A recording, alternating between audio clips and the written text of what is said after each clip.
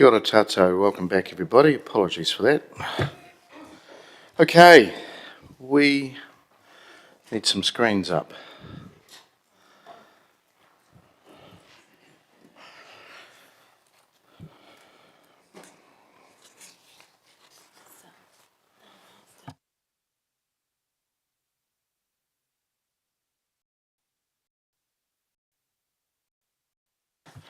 Okay, we will go to G14, if we can see that.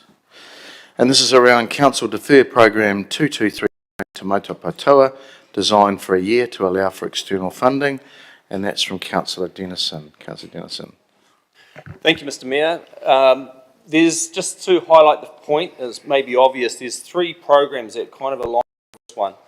And I can accept there's a high level of support to progress these projects.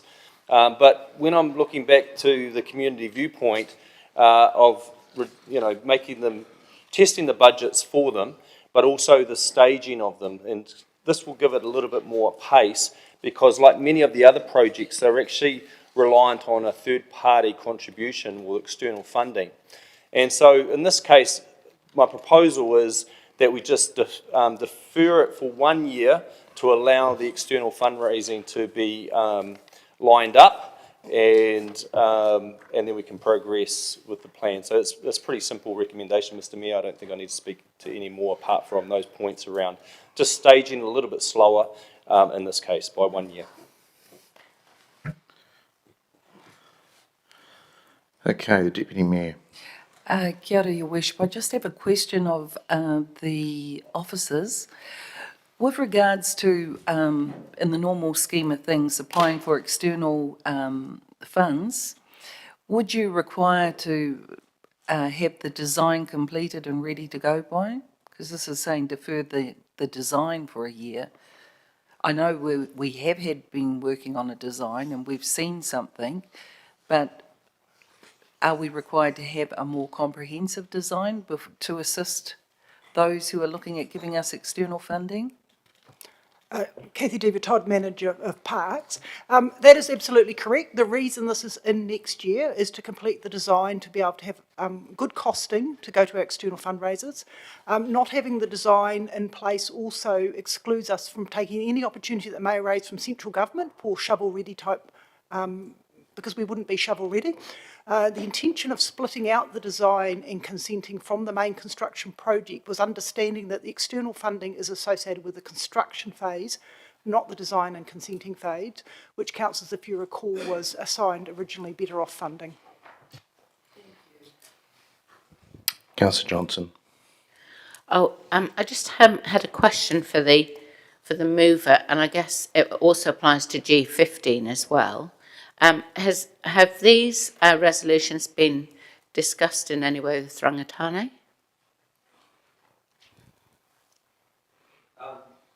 Mr Mayor, as far as the discussion, I think that's been well engaged with Rangatahi. They're the ones that are actually promoting it. I think your point is whether they've had any discussion around deferring it 1 year. Yeah, that was my question. So let's separate the two issues. They've been fully involved. But as far as the deferring for a year, I think that's more of a response around the submission process as a whole. And so this here is really, there's nothing to engage them on unless we kind of formalise this decision today. So that's been off the pressure of submitters saying, okay, slow things down, and like what I said basically, and to keep some in. So to cut it short, no. You haven't engaged with Rangatahi around this proposal to defer the design for a year? I guess, Mr Mayor, I'm happy to respond, and I'm happy to stand if I was meant to, but the fact is that in the same notion that we haven't talked to people about the city streetscapes being deferred or any other budget prior to this having any other one-on-one conversation. And with respect, I think we have a relationship with Rangatahi that would understand we want to do this and trying to do this in the best stage, considering every other element we've done. And I feel confident posing it with where we stand on that. Thank you. Can I have a comment? Yeah, I'm not going to support the deferral unless I hear that it's supported by Rangatane, because I don't think that our partners Rangatane are the same as any other submitter. I think we have a unique and special relationship that requires us to engage in good faith. And so I'm not happy to support a recommendation that comes up like this that hasn't been discussed with Rangatane ahead of time. And I'll just leave it at that, I think.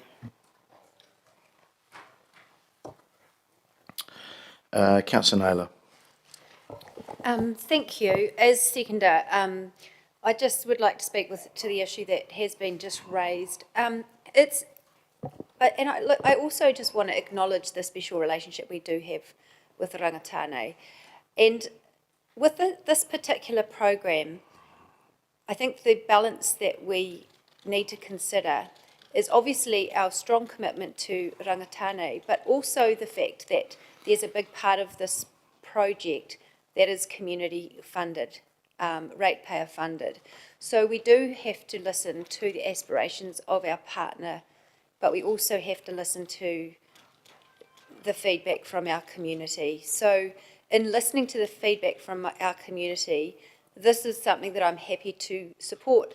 I think it would be quite premature to go and talk to Rangatane about something that we haven't tested around the table to see whether that's actually a majority view, and that is the purpose of today. But I would envision that any adjustment to these programs, there would need to be obviously a conversation with Rangatane. But this could be Furthermore, with the joint submission hearing that we had with Rangatane, there was one of the members, I can't recall who, asking, with respect, if we were to modify any of the proposed programs, how would we do that respectfully, understanding the pressure of every other budget item? And I can't recall the exact response, but it was kind of like accepting that. It was no. Okay. Councillor Hapera. Thank you, Mr Mayor. I'm not going to support G14 because I think that the Deputy Mayor outlined it quite clearly when she asked her question, was that the design needs to be done so that they can actually go out and do the fundraising. And I think that's quite an important point. You have to complete the design and then you can then go out and do the fundraising for the project. And I think that's a really good point that was raised by the Deputy Mayor. So I'm not going to support G14. Thank you. Okay. All right, it's been withdrawn. Okay. All right, we come to G15. And this is around council reducing program 1895 Te Mautoa Poutoa to $10 million with 50% council contribution, excluding inflation, and defer it for 1 year. Again, back to you, Councillor Dennison. Thank you, Mr Mayor. Just speaking to that G14, I think it's pragmatic. I think the advice leads us into keeping that program. This is quite separate. This one is reliant on third parties. So once we get the design done, I think it is important, not just with this project, but all our community projects where we've got expectations around third party contributions, that we have that locked in before we commence. There was the worst case scenario where we did the upgrade of Memorial Park only a few years ago, certainly a recent memory, where we embarked on doing that project with the expectation that we'd have a third party contribution, which got delayed. And then we got halfway through in the middle of summer, the upgrade to the paddling pool, and couldn't have the public use it. So I don't want to get into a situation where we start something and then run out of funds because the third party hasn't been acquired. That's probably the worst case scenario, but it's one in recent memories I want to just pose. So not just for this project, but for every other one, I would want to consider that we have some space to ensure that that fundraising is committed before we embark on the build. And then the second part of this is the reduction in the amount. So this is not saying that we're not going to build it, but we're just saying that the provision for the budget's been reduced by 3.6 million down to 10, and there's no other effect on the contribution from Rangatane. So it's a way of making things happen in a prudent measure. Thank you, Mr Mayor. I understood, just for a question to councillors, that, question to officers, that this project was only to go ahead with would only start once external funding had been raised. Is that correct? Yes, that's correct. Okay, thank you. Councillor Hancock. Thank you, Mr Mayor. I know we're really tight for time. Again, I just can't support this. Reducing the scope and altering the timescale of when this project is actually going to be implemented requires consultation with Rangitane. So for those reasons, I can't support it. Thank you.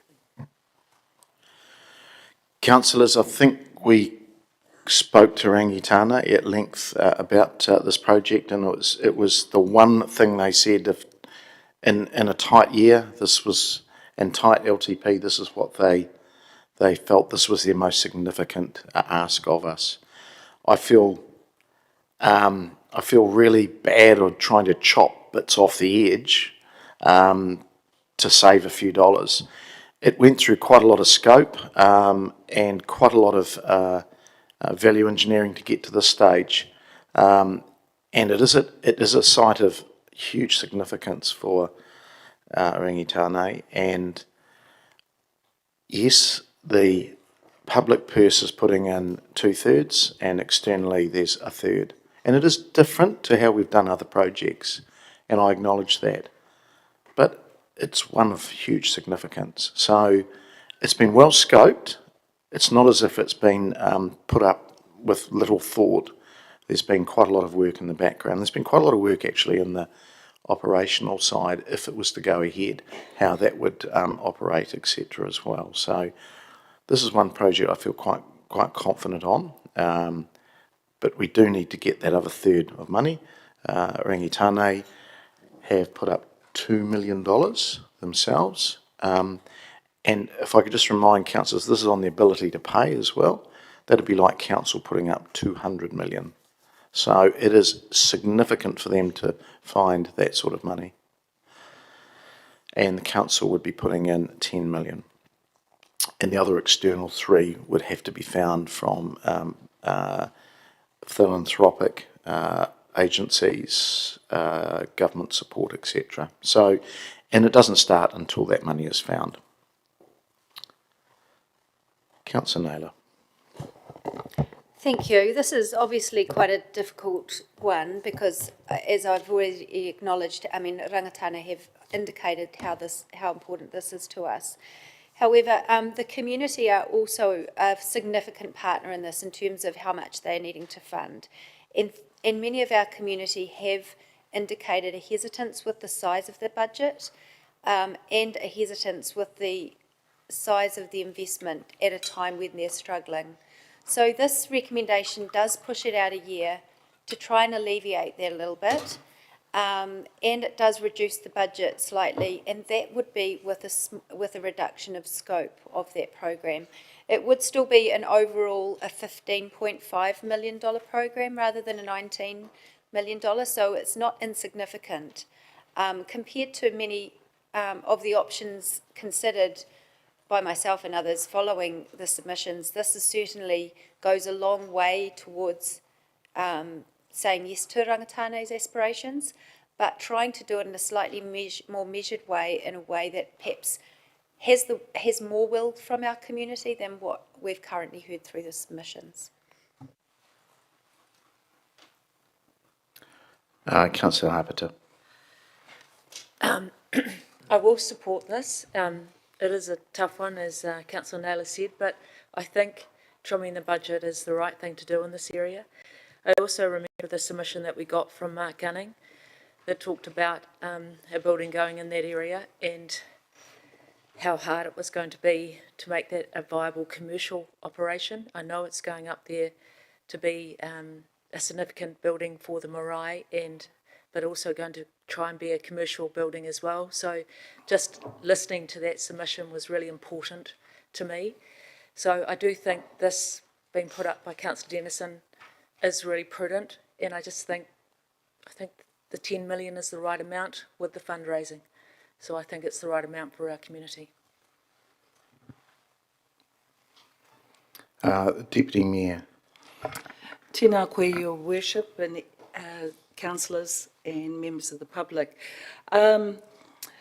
clearly, as someone from Rangitane, you know, I know the significance of this site, and I think that we've been furnished with reports that are really very comprehensive and with input from Rangitane and also our council staff, looking at the historical aspects, even those things that happened up at Te Motu o Poutoa with the 1960s and the removal of earthworks that significantly impeded and tarnished, I suppose, what was supposed to have been there. I want to, from a positive side, that's the best view of Palmerston North and Manawatu you get. That is prime location. Currently up there, you can go up there and you'll see beer bottles and you'll see rubbish. We heard people talking about that. Rangitane have held hui up there, and they've had people who've lived close by, people who've built relatively new, recently up there, who are very supportive of a complex like that. Now, we all know we have to take a cut. Don't get me wrong, I'm not saying that we can't reduce things. However, and I'm pleased that the previous G14 was taken away, ngā mihi kia kōrua. But there's some exciting things that are happening. And I know Councillor Dennison had said before, we don't have a lake, we don't have a this or that, a mountain. We do have a wonderful river that overlooks, that Te Motu o Poutoa overlooks.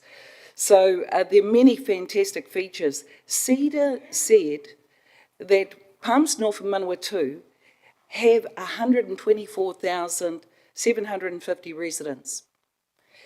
Also, in order to attract people to our city, there's a potential you'll have the opportunists visiting friends and relatives, the out and abouters, vacation and leisure, the adventurers, vacation and leisure.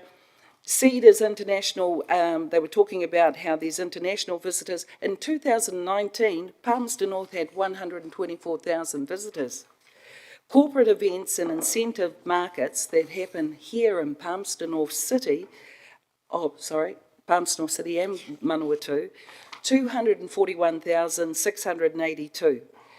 The other thing that would be pretty special with that, which is unique to possibly any other place in the country, is that that would be a shared project with the city and the mana whenua.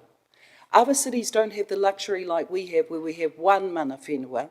Some of them have 3 or 4, and it's really hard to get any movement. Well, I think we're the exemplars, to be honest, in terms of how we work in collaboration, and that's as symboled by our tohu up there, our crest. That's been going for a very long time. So the other thing is, we would have a regular clientele. You know, if I recall correctly, the gentleman who Councillor Harpiter was talking about said it wouldn't be perhaps, his concern was about the viability of the cafe. But there's something greater than a cafe. I'm not concerned if there's a cafe up there or not. The fact that there would be a shared marae for everyone, a facility where you could go to and cost you no money, where you have the best view in Palmerston North, where you can share and have time everyone go to. We saw what it was like. It was fantastic. The other thing I want to say is, as a teacher, I know that the New Zealand history curriculum requires every school to be teaching history about the mana whenua. What better place to have that? I think if that marai's up there, that's the front door to Palmerston North. And we could achieve a great deal, all our aspirations, everyone. It's not just a Rangitane thing, it's not just a council thing, it's combined. Tō reira, kia ora. All right. So that's 3 for, 3 against. So I'll come back to you, Councillor Dennison. Thank you, Mr. Mayor. Hey, this recommendation is not saying we don't support the project. That was one of the first things I said. I think this has got a high level of support around the table. We do support the project. We do want to realise the best view in Palmerston North. The view is outstanding. So everything you said, I'd agree with in totality. All I'm suggesting is that we just defer it 1 year, which is 365 days, so only deferring it 1 year, and the difference of what was proposed of 13.6 million is reduced to 10 by 3.6 of a total project, including the road, of 9.1. So, which we're putting up the cost of the road as well. So all I'm suggesting is just defer it a year and reduce the budget, proportionately to 10. Thank you. Just because you've added something again, I just want to ask a question. Would the road be co-funded with NZTA? Oh, okay. You just mentioned it in your commentary, though. Okay, we will vote.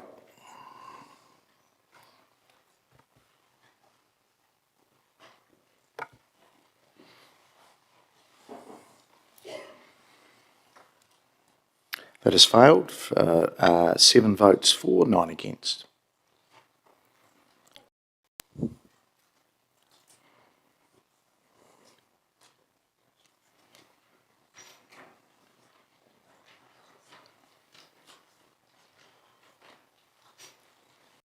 Okay, G16. The council defer program 2456, Cliff Road upgrade to years 2 and 4. Councillor Naylor. Thank you. This does align with the project, obviously, that we've just spoken about up at Te Motuapatua. Is it me? Oh, sorry. I think what's really important is that we do lock in that external funding before we press go on projects. So this just defers the road part of the project by just 1 year. It was in 1 and 3. This is proposing that's in year 2 and 4. If I could just ask a question of officers, how does this affect the overall project? Kathy Dever-Todd, Manager Parks. The design was intended to be in year 1 for Cliff Road. We will need the design as part of our consenting for the whole project. So if we delay that first year, that is going to have a consequence for us. Also, that the year 3, which is now being recommended to be pushed to year 4, needs to occur in conjunction with the construction project for the main facility. So having those two out of kilter creates quite a bit of problems for us. Councillor Wood. Just following up on that advice, and why it needs to be done at the same time. Just recalling that we've made other decisions to do the road once the project's been done, so we don't ruin the road while building it. Is there a particular reason it has to be done at the same time?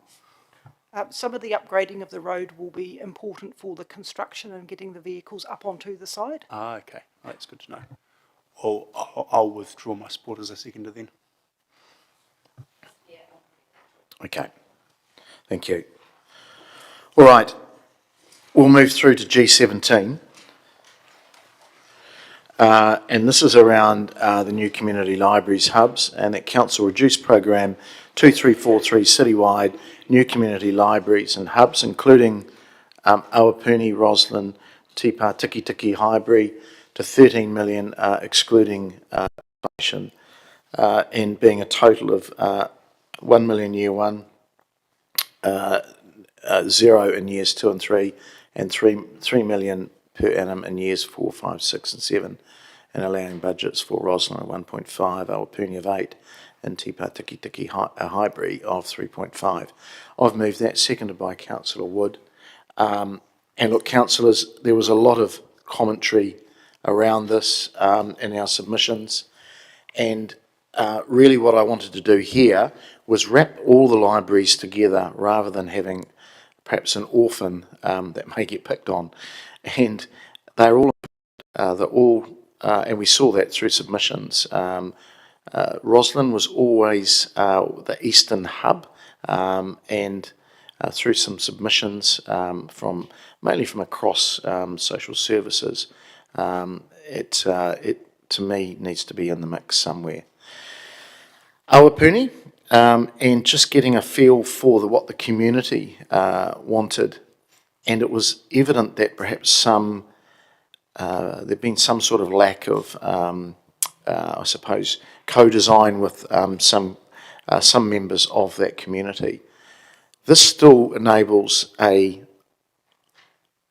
very significant upgrade of a building, based on 4,500 per square metre. And we heard some figures bandied around the chamber from developers and others in this building space, and it was consistent with what we'd learnt. And look, we keep Te Pā Tiki Tiki in there as well for obvious reasons, because it is an older building. It does need some upgrades and maintenance.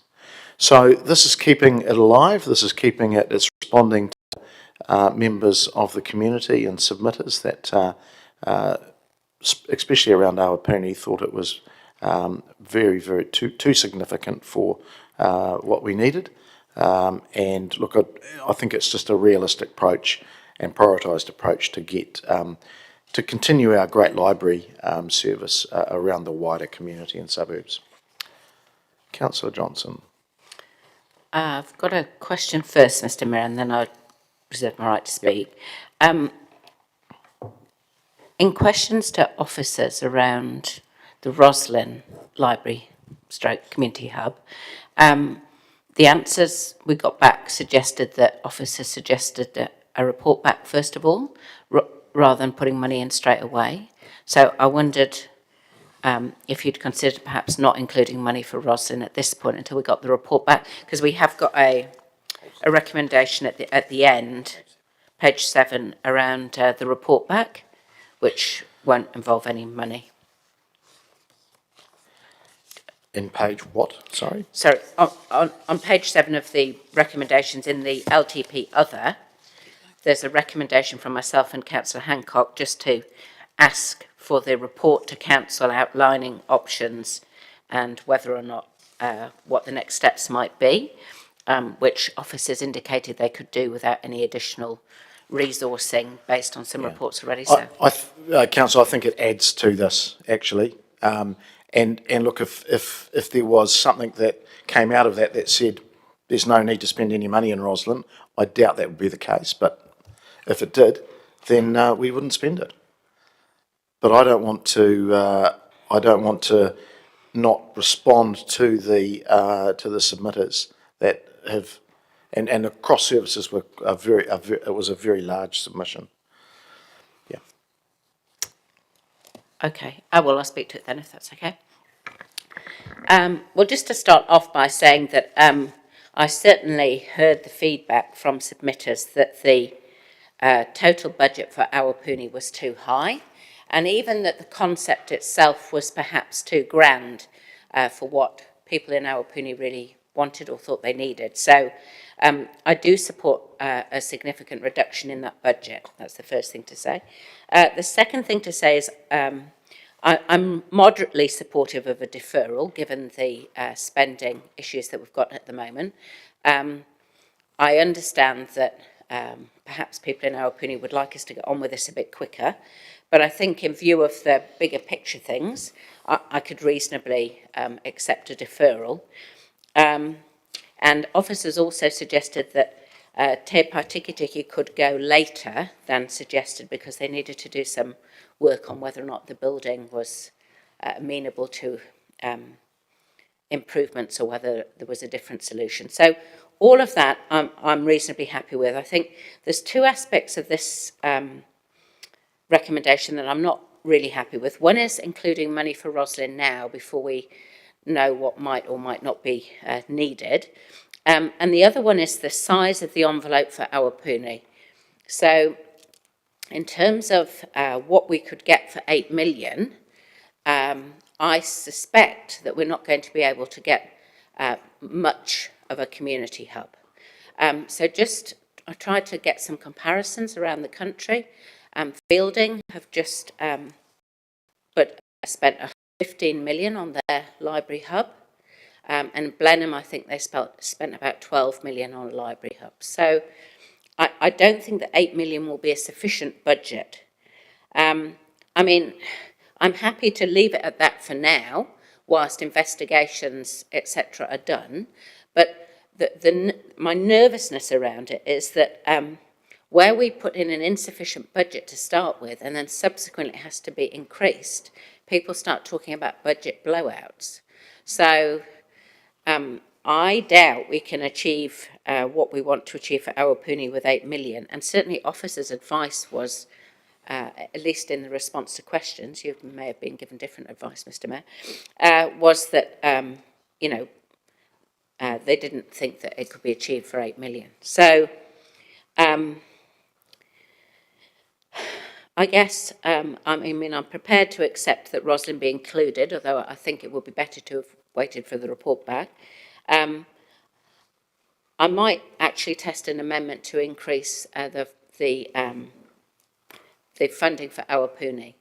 And if it doesn't, if it's not successful, then so be it. So I'll propose that we increase the specific funding for Awapuni to 12 million, which is about half of what we originally, in fact, less than half of what we originally proposed. And I think Councillor Deputy Mayor will second that. So that's an amendment to Awapuni to 12 million, and we'll leave the rest the same. Thank you. All right, who wants to speak to the amendment? And sorry, the total increase will then need to increase to 17 million, the total project. Otherwise, all of the money will then go on Awapuni and there'll be nothing left for the others. Okay. Yeah. Councillor Wood. Thank you, Mr Mayor. I'll say what I was going to say now to the amendment because it is relevant. It particularly pertains to the build cost for Awapuni. So Councillor Bellin actually recently went back to the original report regarding Awapuni, identified that there was $12 million in there for the build cost, and then another effectively, oh goodness, what's that, 6.7 million in there for additional treatments to the property. So at a build cost of 12 million for 1,500 square metres, we were looking at about $8,000 a square metre. The average build cost for a commercial building in New Zealand is around 2,500. And so I accept that we're doing a public building, that it might have a higher earthquake scale than other buildings and a whole lot of other things. At $4,500 a square metre, at 8 million, that would get us a 1,780 square metres site. So a little bit bigger than what we were proposing. So even with a really good per square metre budget, we can get a good result in this. And that requires us to work smart with who we work with the contracts that we design, with the way that we design the project and build it. But time after time, we heard this through the submissions, people with a commercial background coming in and saying, how on earth can it cost you so much to build these buildings when everybody else is building them at a more reasonable rate? And so I think for 8 million, say we spent 6 million of it building the property and then 2 million on treatments and fit out and all the other things that go with it, that is enough money for us to get a good, even a 1,500 square metre site like we were proposing. But even if it had to go down to 1,000 squares to make it fit within that, that was some of the feedback that we heard from the Awapuni community, that what we were proposing was too flash, too much, and not really what they wanted. So we don't need, certainly in my opinion, is we don't need an $8,000 square metre building when a $4,000 square metre building could do. So I appreciate where you're going with this amendment, but that would take us back to the original build price, which I think the feedback has been loud and clear that we need to look at doing this in a more efficient way and potentially looking at downsizing the project just a bit, even if we took it down to 1,200 square metres to give us some room within that 8 million to do the treatments that are needed. So I won't support the amendment because I do think 8 million will be adequate, but as Councillor Johnson also identified, if officers come to us and say it is absolutely not possible, we're not getting any tenders that fit that, well then we'll deal with that situation when we get there. But I think 8 million is adequate and 12 million doesn't really change us from where we were originally of a $12 million build cost. Look, thanks, councillors. I won't support the amendment. We spoke just earlier today about how we procure, and this is a traditional council model of doing it, where there is some loaded cost. If you went to a design and build, you'll have some money left over. But look. 6 million could do it, to be really honest. So we've well and truly, but the 12 million, and again, due respect to officers, it's using the traditional council model of consultants, of layers involved in how we do things. So I do believe there is a better way of doing this, and still delivering a really, really fantastic outcome for Awapuni. So just don't lose sight of that. Councillor Naylor.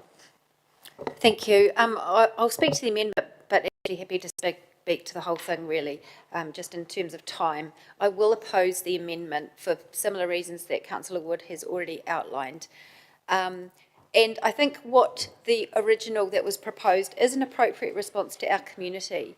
The other thing I just wanted to briefly mention is note that the 3.9 million in year 2 for the Pacifica Centre is not proposed in any of these amendments to be changed. So there is still significant investment in the coming years. So given that investment, that presuming that stays as it is, I think this is an appropriate way to balance the investment across a number of years. I'm not too worried about getting hung up about exact dollar amounts for things, because these are really just placeholder budgets. But I think the 8 million does give an indication to any officers who might be thinking of plans about what we're aiming for. So 8 million for Awapuni is definitely my preference here. Councillor Hancock. Yeah, thank you, Mr Mayor. Just very briefly, I will actually support the amendment. If we recall, the library actually started at $27 million, and of course, I hear what people were saying through the submission process, that seemed like an awful lot of money for a library hub. So from 27 million down to $12 million, I think probably represents a reasonable cut of the cloth.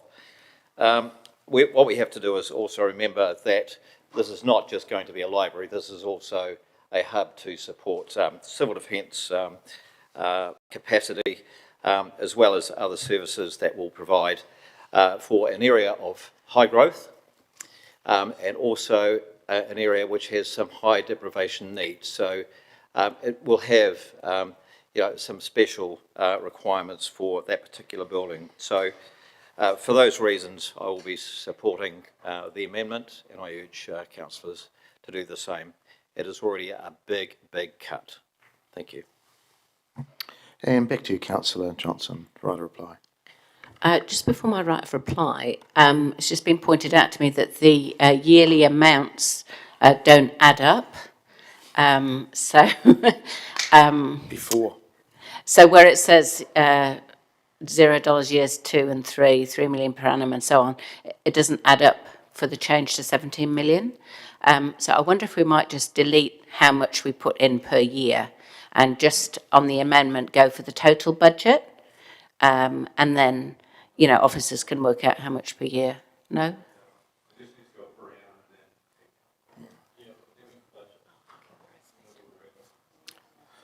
Sorry, I can't hear what people are saying. We'll just get the officer to Yeah. comment on what should. I could suggest a cash flowing. Awapuni you'd build over 2 financial years, and so that's where the majority of the cost is. So if we went 4 and 5, you might go 5.5 mil, 5.5 mil, and that's Awapuni. And then you might go 2 mil, 3 mil for years 6 and 7. So Tipa Tiki Tiki would be done in 6 and 7, and then Roslyn would be sitting in the balance of year 7, if that makes sense. It's 5.5, 5.5, 2, 3. Okay.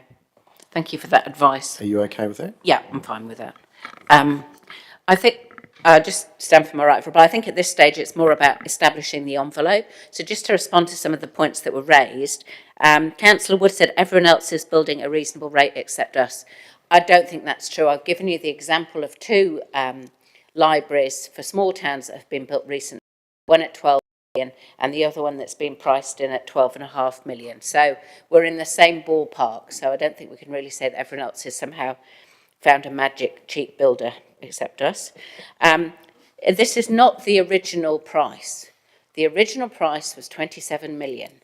This is 12 million. By no stretch of an imagination can you say that that's the same thing. And then in terms of bringing up the investment in Pacifica, Pacifica has never been in this budget line. Pacifica has its own budget line. So I think that's just muddying the waters. What we're focusing on here are the library community hubs. And in terms of not needing an exact dollar amount, I think we do need an exact dollar amount. This is the budget process. This is why we put in the exact dollar amount. And I've been bitten before where we've accepted a low estimate in advance for a project, and then subsequently, when it's been designed up, it's come in higher, and then everybody's complaining about a budget blowout. We need to be realistic in the first place. So I'm not just going to put, it would have been easy enough for me not to have had this argument, just to agree to 8 million, and then later on to have tried to increase it, but I don't think that's an honest approach. I'd rather be honest up front about what I think we need. So I think the exact dollar amount is important. So, I would ask for your support on this. Community projects have taken quite a substantial hit, and this is a saving of 15 million, which is half the budget line for this programme. So if 15 million saving on a 50% saving isn't good enough, I'm not sure what would be, to be quite honest. And I'll just finish by saying this: be thankful that this budget round I'm halving budgets and not doubling them.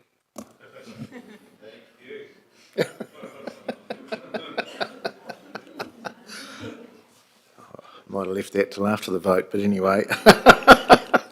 All right. Thanks, councillor. We will vote now on the amendment. So G17(1).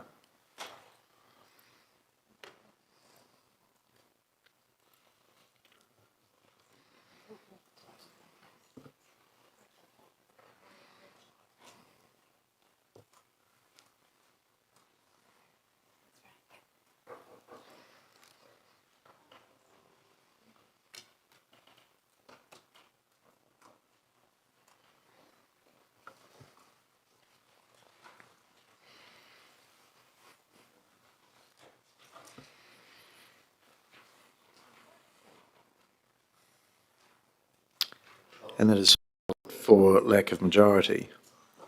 8-all. All right, we come back to the substantive.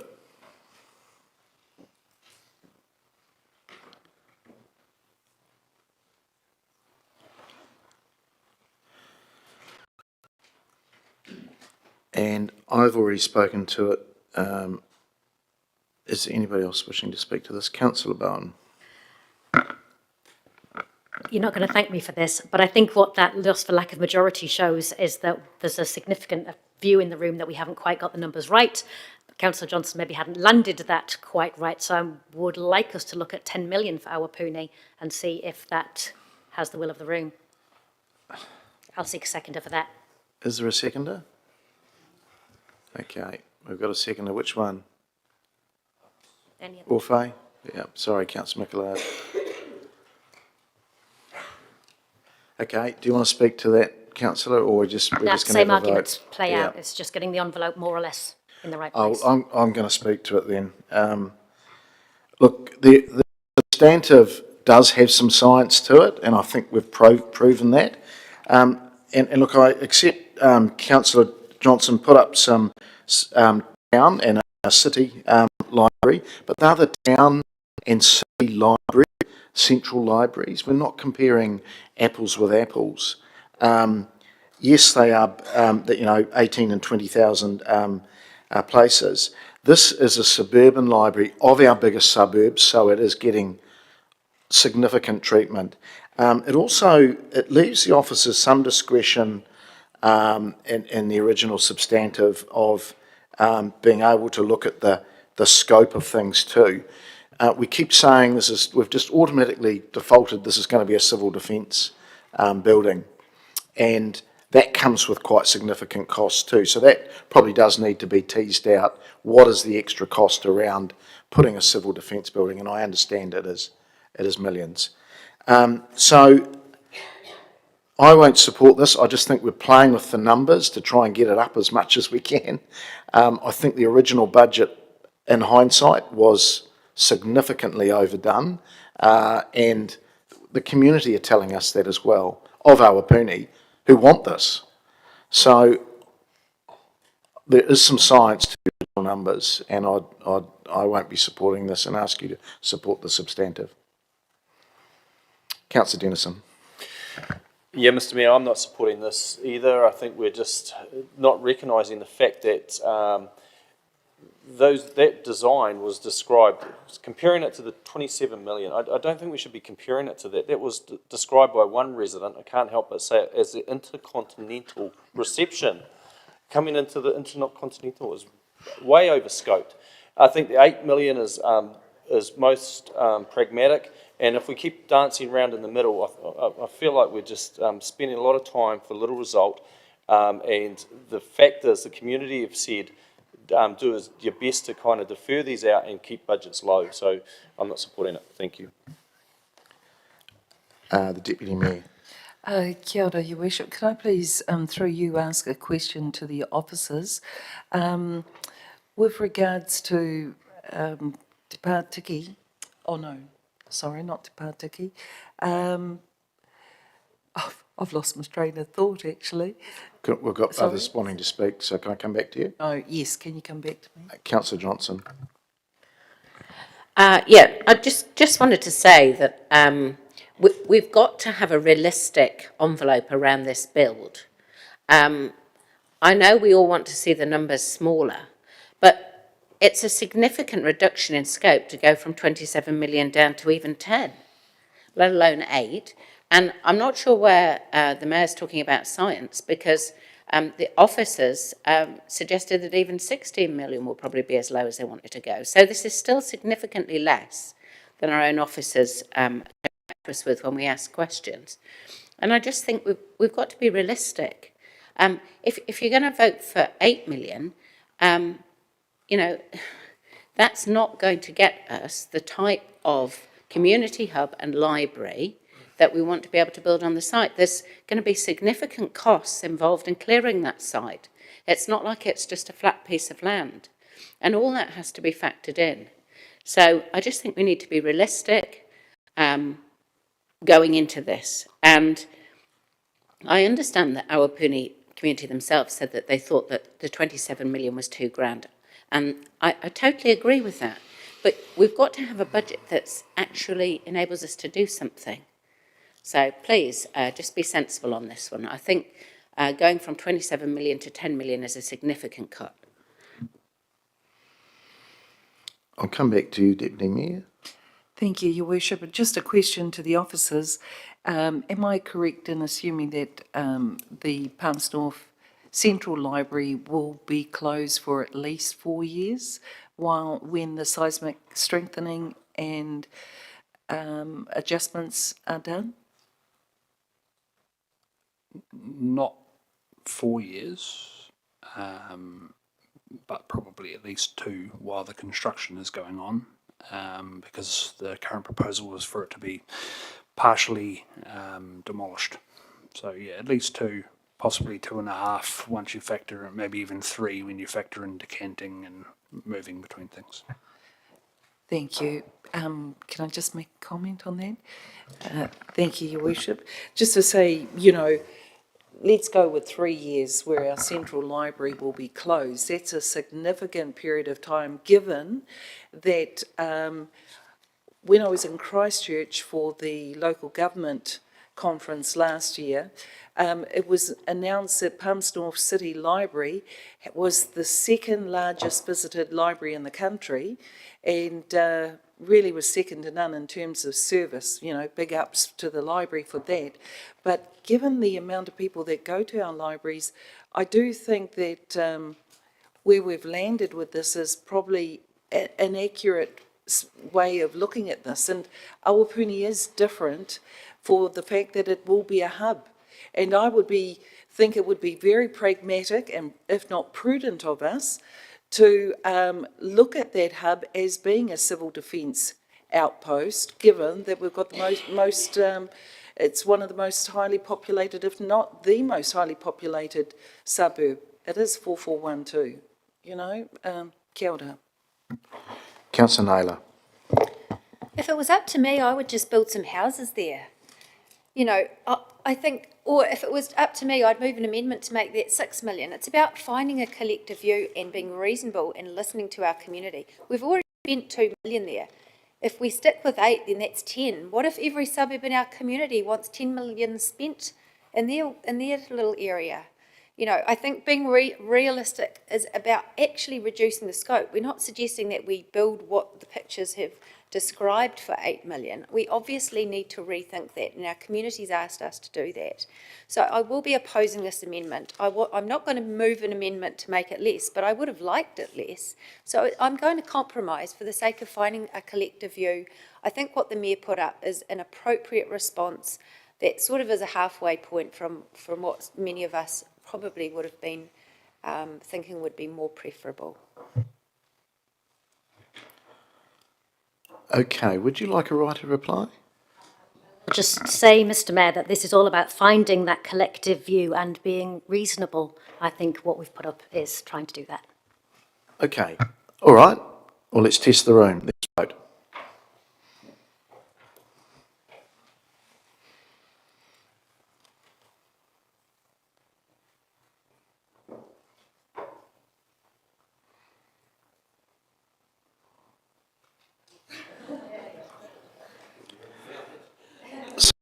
So that's failed for a lack of majority, 8-all. All right, we're going to the substantive. And I'm not going to speak to it. Councillor Johnson.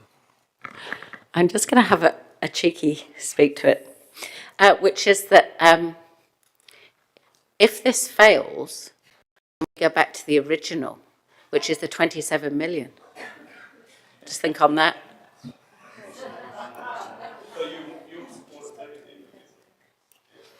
Okay, we'll vote.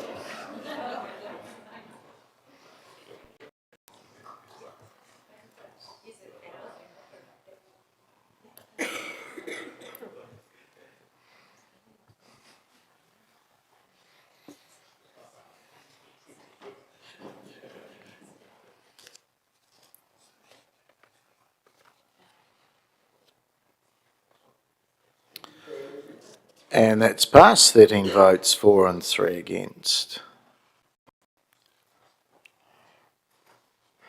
All right. That has done the capital expenditure side. We're now moving through to the operational expenditure. And we've got a number there to get through, so we'll just, we'll see how we go for time.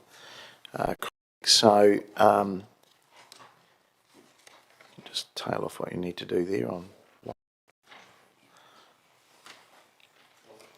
Okay, all right, G18, and that council reduced the funding allocation for staff remuneration to provide a 6% increase in year one, with a minimum of 4,000 of this reduction to be applied to rates funded remuneration. Councillor Dennison. Thank you, Mr Mayor. Why it seems like a reduction is actually an increase, but I'm just moderating the proposed increase. That's what's in our budgets. Currently, there's a just under 7.5% increase to the current year's remuneration, which is proposing 59.9 going up to 64.4. And so what this is moderating a 6% increase for that first year. Thank you, Mr Mayor. Colleagues, I'm not going to support this. We employ a CEO to look after the remuneration side of things, and we put our trust in that person.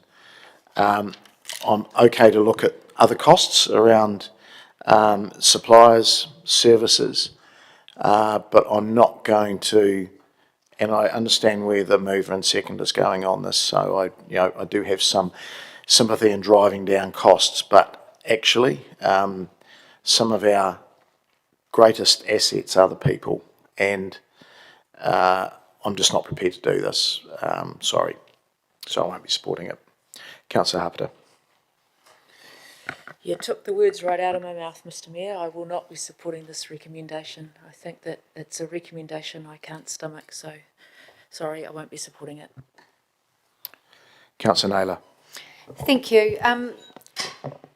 I will be supporting this recommendation. It's not an easy one, but whilst we've made some significant impact through some impact through capital so far.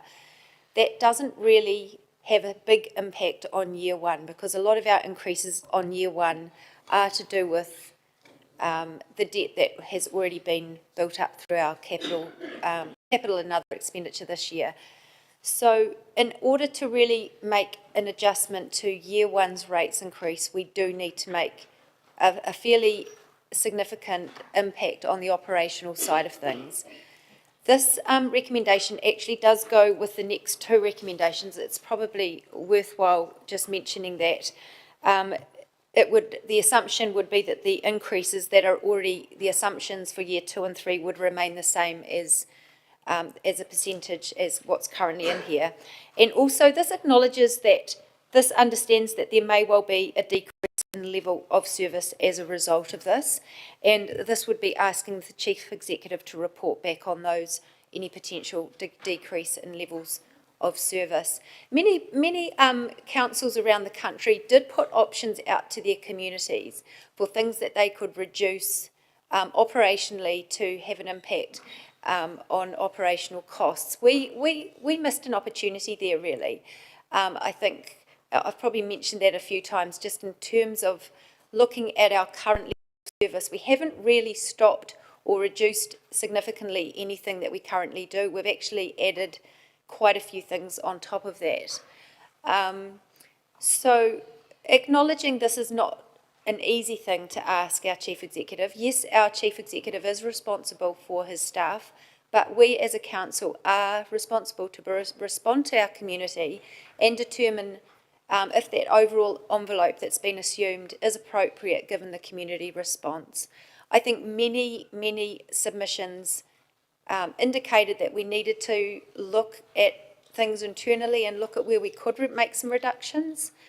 This would, I think, be the most appropriate way of doing that, giving that responsibility to the Chief Executive to determine where. I think myself and a few others considered about whether it was appropriate to identify specific areas where we could be open to a reduction in levels of service, but this does retain the the appropriateness of the role of the Chief Executive in perhaps determining that for himself. So whilst I know a couple have already indicated they won't support this, I'd urge you to consider supporting this in terms of the very clear requests from our community to do this. 6% increase is still significant. Many in our community, their increase is a lot less than that. And they're being asked a lot bigger increase than that. At the moment, they're being asked 11.2%. Councillor Finlay. Thank you, Mr. Mayor. Councillors, we're here to govern the city. We employ a CEO to manage it. The CEO manages his staff.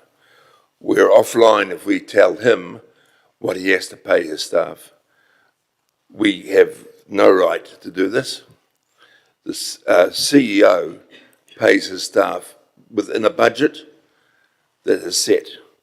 But for us to say that budget's to be 6% is none of our business. I will not support this, and I'm surprised that it even got in here. Thank you.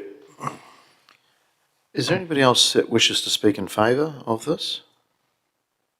All right, write a reply back to you, Councillor Dennis. Then everyone knows the issue and the view they're making a decision on. Okay. We will vote.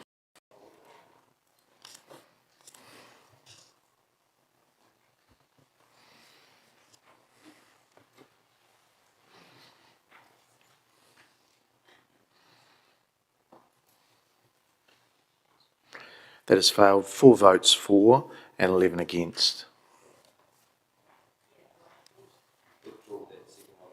Okay, thank you. Yep, next 2, thank you.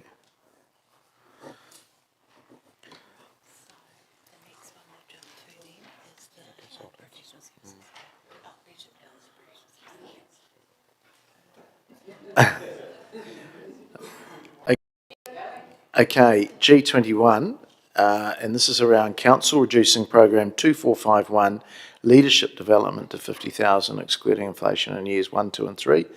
Councillor Naylor. Thank you. I did go through the whole budget line by line after finishing their submission. So this was one that sort of stood out to me because it had fairly big numbers in the first 3 years, 165 and 100. Anyway, I haven't got it in front of me. And then it dropped down to about 50 a year from year 4 to 10. And so I put through a question to say, why have we got such big numbers in the first 3 years and then it dropped down? And do we have any other professional development provision? And the answer came back that $1,500 per 100,000 of remuneration is included for professional development, which adds up to around 898,000 based on the current remuneration, and that would increase to around 966,000 based on the increase. So I thought that seemed that staff were quite well provided for in terms of professional development. And I suppose I've looked at this as an overall package. There's leadership development and there's professional development. So there's well over $1 million in that bucket. Given the feedback, I really was looking for reductions in the first 3 years. I felt that the rates increase in the first 3 years, with our community are taking a big hit with the rates increase, and some will be taking even bigger hit with our change to the rating system. So whilst it's perhaps once again a little bit of a sensitive one, given the overall picture, I think I did feel that it was worth proposing this as a reduction, just to give some rates alleviation and for it to become more consistent with what's planned in that outer years from 4 to 10. Can I just ask a question of staff?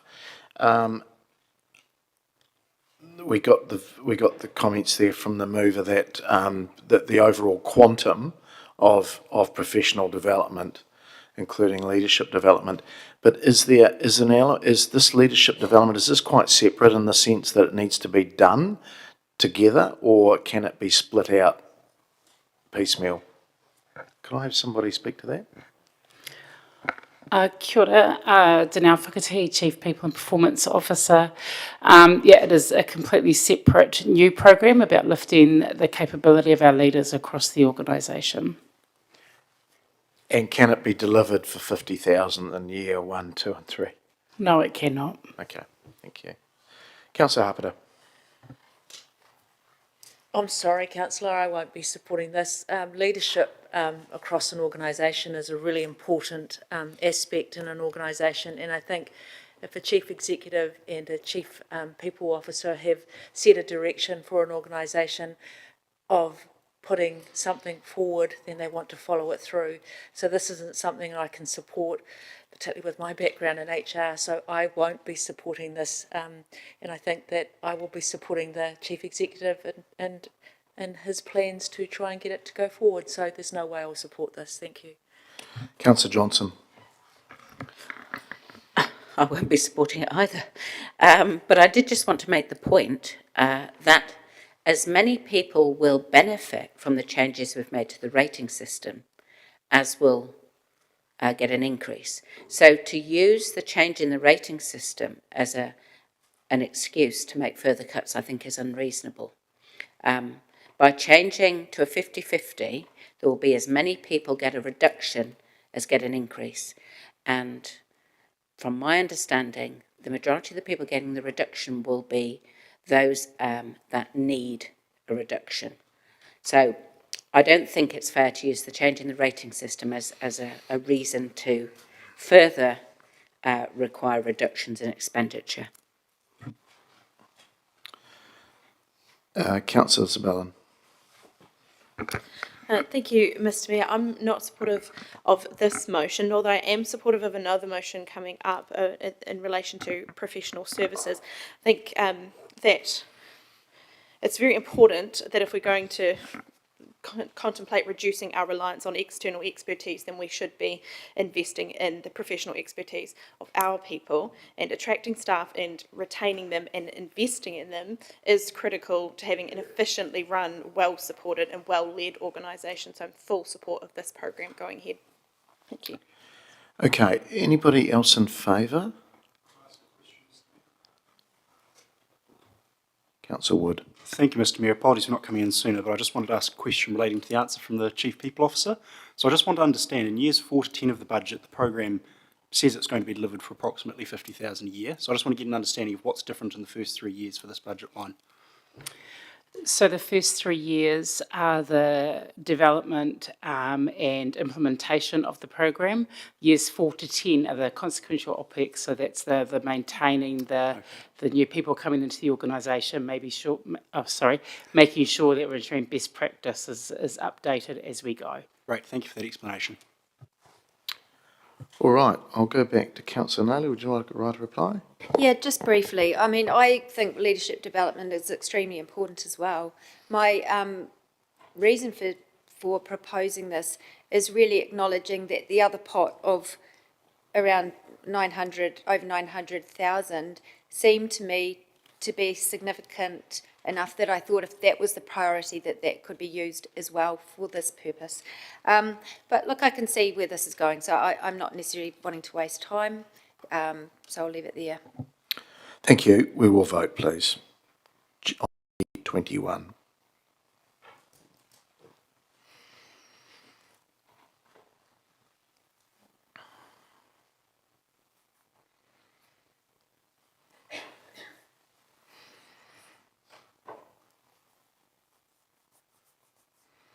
That has failed. 4 votes for and 11 against.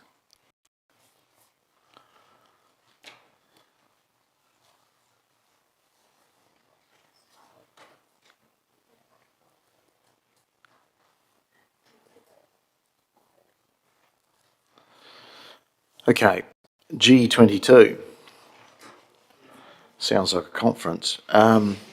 The council reduced the funding for professional services by $1 million a year in year 1 and 2. It's moved by myself, seconded by Councillor Naylor. Look, this is something that I think we can actually look at. I said earlier in my comments around remuneration that it was an area I wouldn't go into. But actually, where services and supplies to council, that is an area where we can suggest some potential ring fencing of costs. We spend around 16 million a year, and it was actually higher under different management, and we've made some changes, but we still need to make some more changes. I've made sure that I'm not cutting off a finger or an arm here, so I've asked where this possibly could get done, and so I haven't taken this in isolation.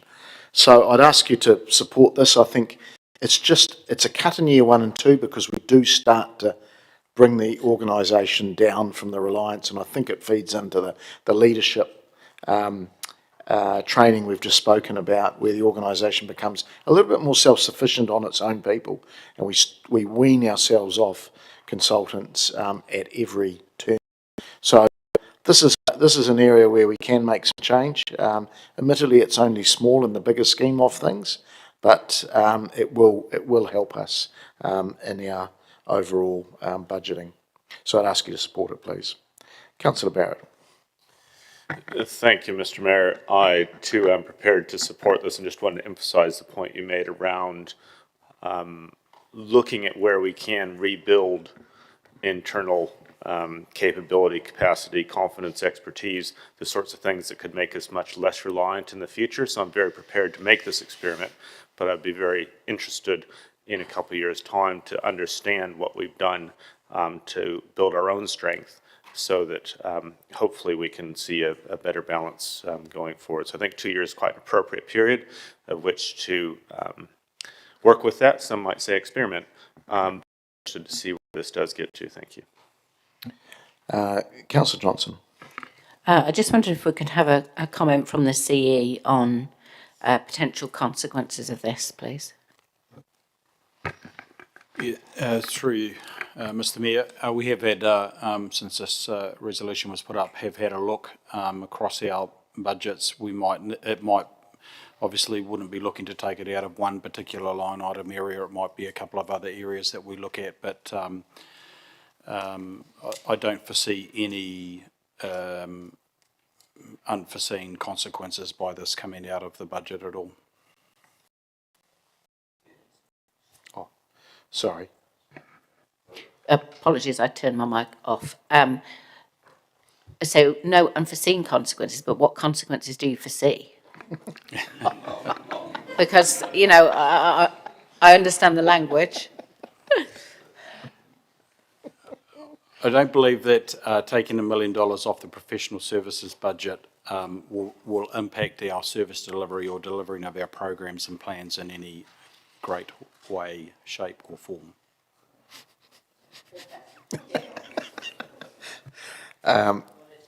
Councillor Naylor. Just before I make a comment, can I just ask a quick question? We've just reduced significantly our capital program, particularly over the first 3 years.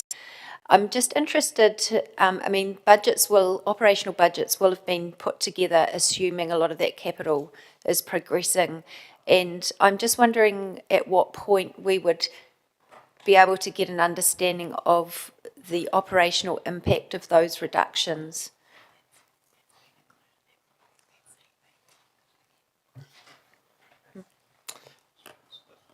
Is that in relation to rates increases through the years? No, I mean in relation to the staff effort that is required to deliver on those capital programs. It's probably, I was thinking for the Chief Executive, but I don't know. Give it a crack. Through the Chair, I think this is the same question that Councillor Hancock's been raising earlier on about the deliverability of the programs. Is that what you're talking about? No. More specifically, it probably relates to professional services, but it probably relates to other expenses operationally. So the fact that we've decreased the capital over the first 3 years significantly, I would have thought that there was quite a lot of staff It's not all in one. effort. It's not all in one unit, though, Councillor. It goes into the delivery of that. I'm just wondering what the operational impact would be on professional services, on general operating costs, particularly. I mean, I suppose remuneration is one of those. It's this. Some of the staff are capitalised because of capital projects, and I'm just wondering, with that much of a reduction, does that actually have an impact on what's needed operationally? So through the Chair, that'll be some information and detail that we'd look to bring back on the 10th as well, about what the impacts are of reducing budgets, moving them, and those sorts of things as well. Yep. Okay. Thank you. Can I jump in? The programs that we've moved, I don't think will have a major impact on any capitalisation of staff time. They're not the projects that the staff work on, so I don't see that being any worse than it, or I don't see that changing from where it currently sits. Okay, thanks, that's helpful. Just coming back, just speaking to the recommendation in front of us, obviously I'm very much in support of this as the seconder. My observation in recent years is that we often ask for information back as council, and sometimes that comes back in the way of consultants' reports, and sometimes I'm a bit taken aback because I hadn't realised when we were asking for a report back that would actually require that level of work. And perhaps it might be something going forward, I think, for us to be aware when we ask for reports back, perhaps to understand what the cost of that might be useful. But I do believe that, some of those reports that have come back, we've actually disagreed with, and some of them we've chosen to ignore. So I do believe we need really good quality officer advice on things, but I don't think that always means that it needs to be an external consultant report on things. Clearly there are some things. So yeah, I think with the budgets being 16 and then 14 million over the first 3 years, to reduce that by 1 million in year 1 and 2 seems a pragmatic approach. All right, I think we'll just vote.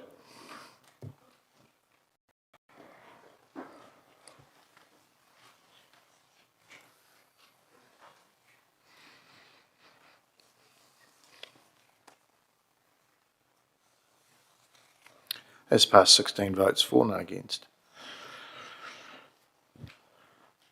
Okay.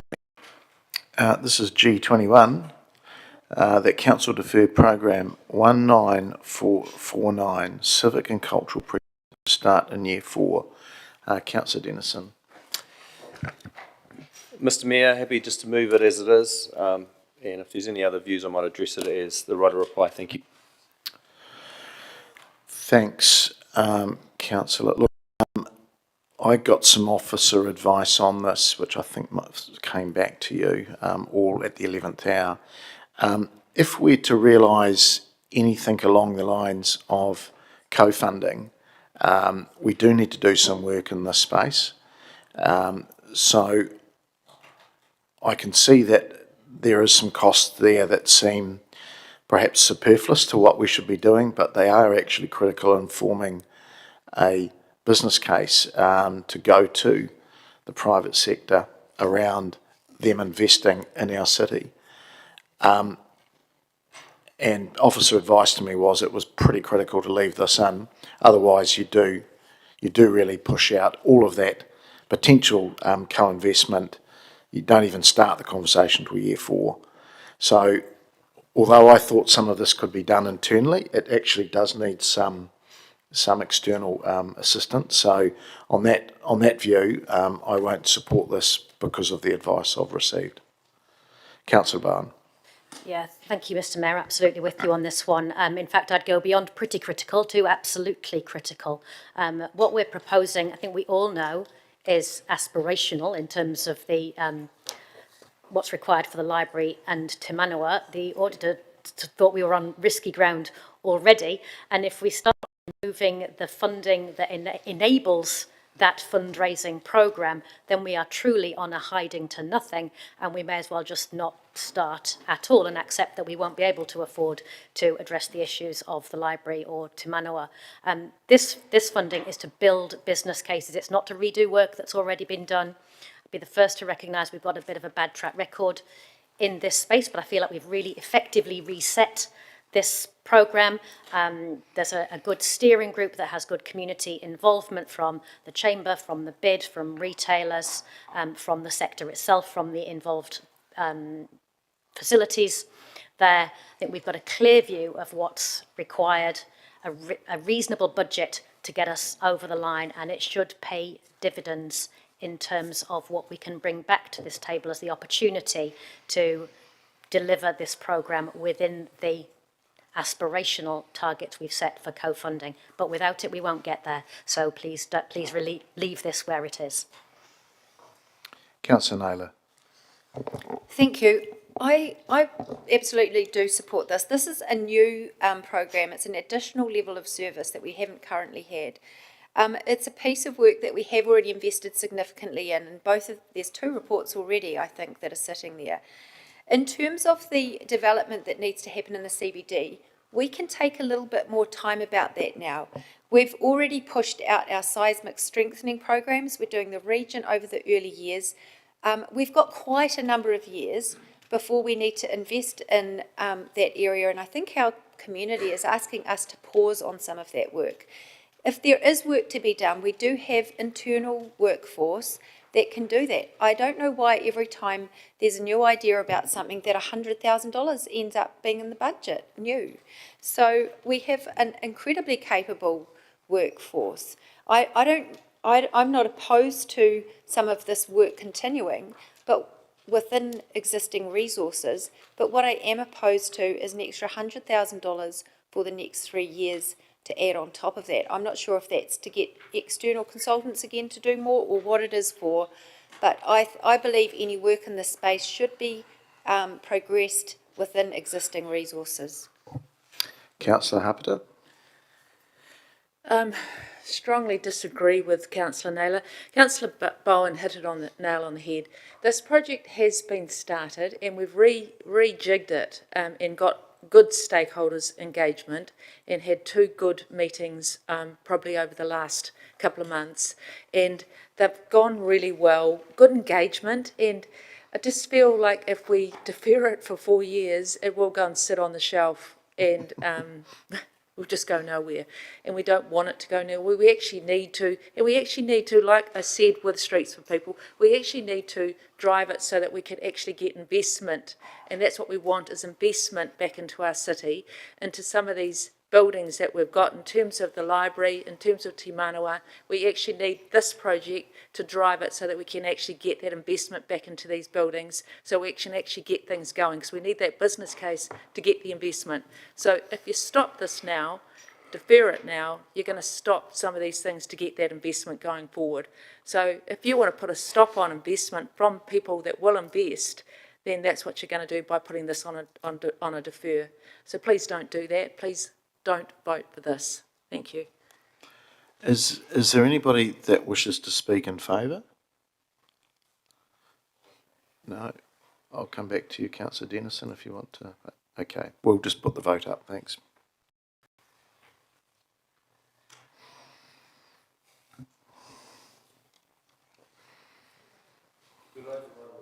Oh, I asked you if you wanted to write a reply. No, okay. Do you want to click in? You didn't click in. Okay. Right. Yeah. Hey, you give me an indication. Let's go. Let's go. Not everyone voted yet, and then I think I can sway many of you.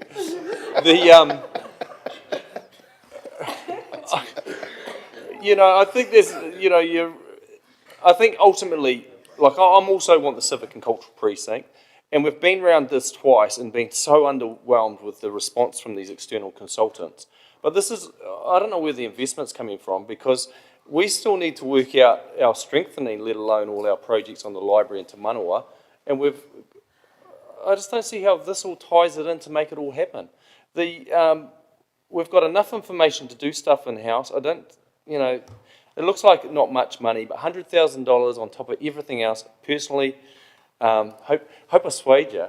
I won't go on, but I couldn't read tea leaves. But come on, let's have a little watch. I want to see. Test me. All right. This should be a bit of fun, councillors. Let's have a vote.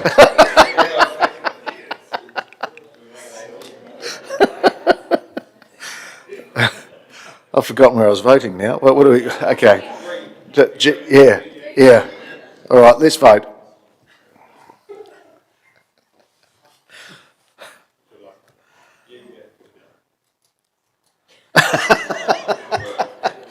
That's failed 4 and 14 against. I think on that note we might just have a break. Back into the chamber at 25 to 4. Thanks.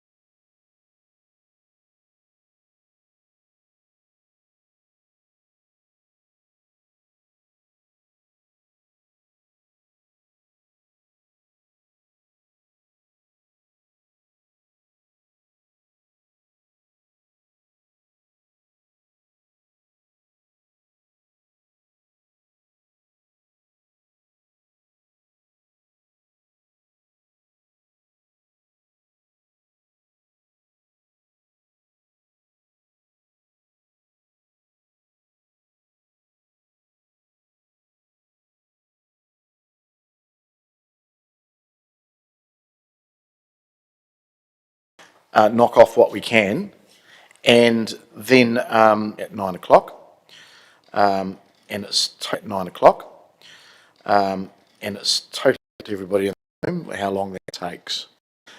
But I hope that would be all finished by midday tomorrow.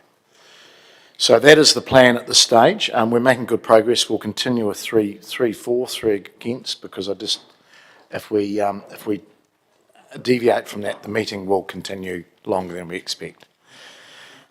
We still have a number to go, but we are making good progress. So, look, I'm happy to recommend that the council extend the meeting until 6 p.m. Myself, seconded by the Deputy Mayor. And I'll ask you to vote, please.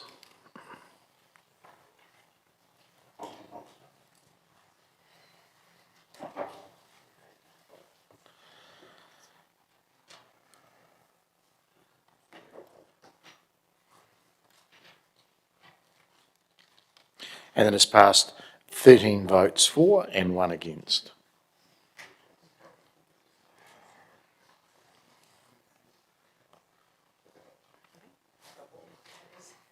Okay. All right. We're through to 25 now, and that council defer program 764 energy use monitoring from years 3, 5 and 6 to years 4, 6 and 7. And Councillor Naylor. Thank you. Once again, in response to community feedback to alleviate rates, the recognising that they are really quite high in years 1, 2 and 3. This is quite a big expense, 1.392 million in year 3. So just deferring it by 1 year, I felt was an appropriate response.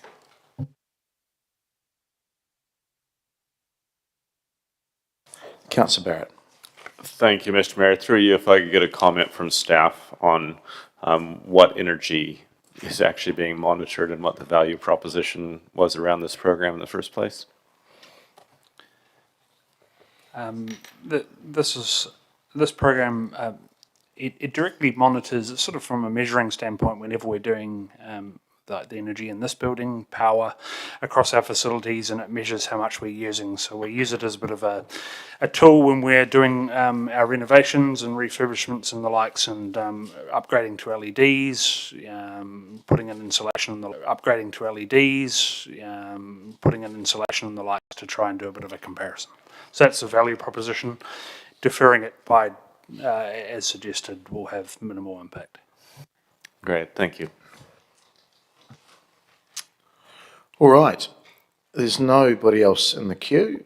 Do you want a right of reply, Councillor? Well, just briefly, it really struck me some of the feedback where people are being faced with the choice of whether to heat or eat.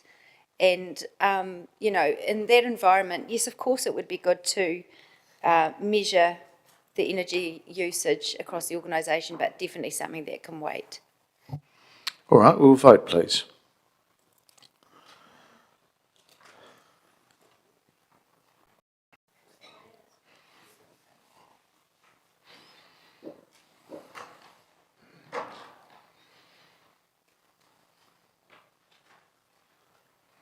Passed, 16 votes for, none against. Thank you.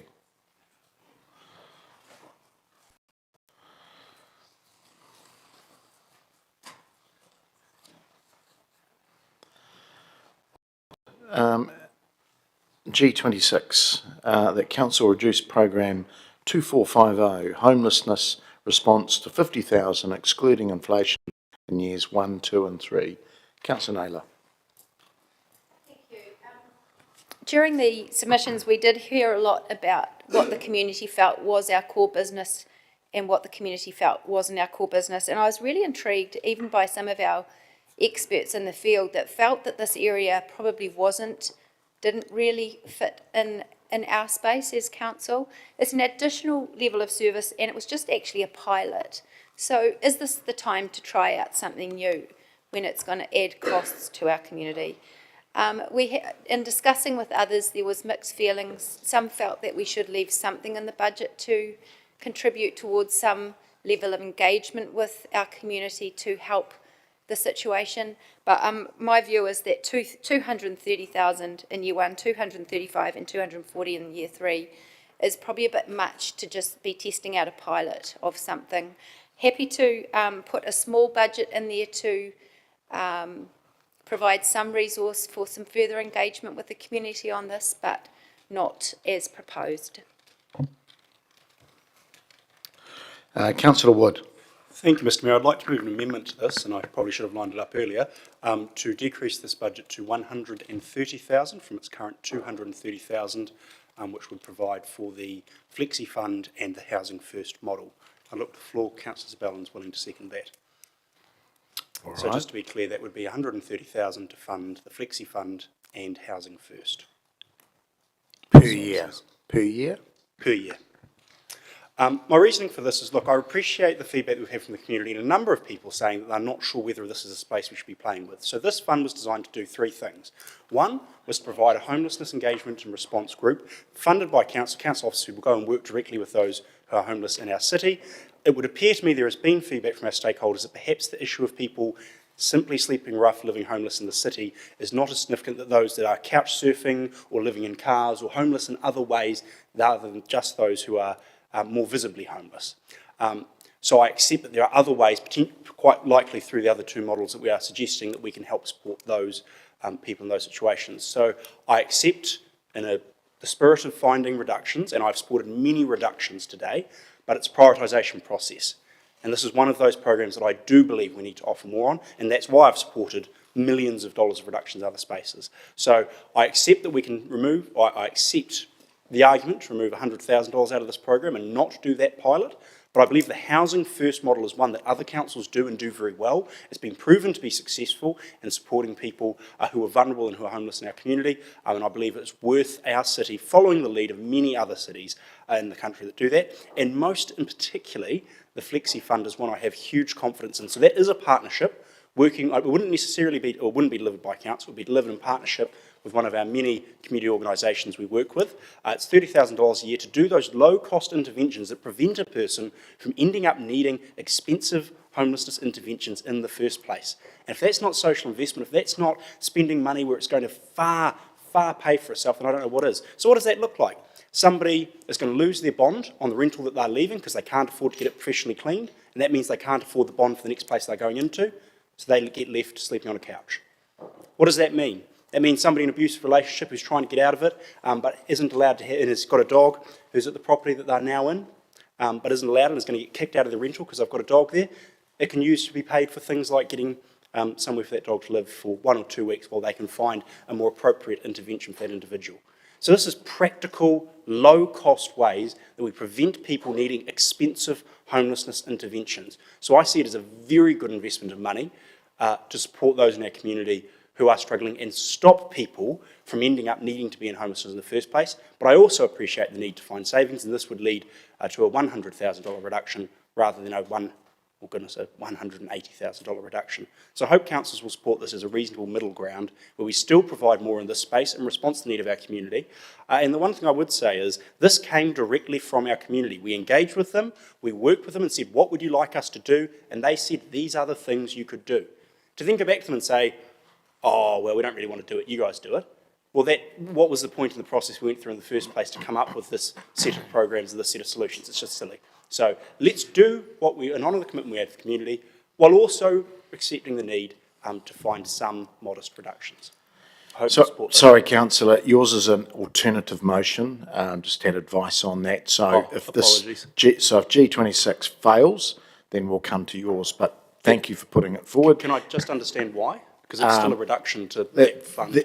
No, because there's, advice I've got from both the CE and our governance manager is that is an alternative to what is being proposed. It's not an amendment. That seems peculiar given the debates we've had today along very similar lines, but if that's the advice, then okay, I'll vote against this and put up an alternative.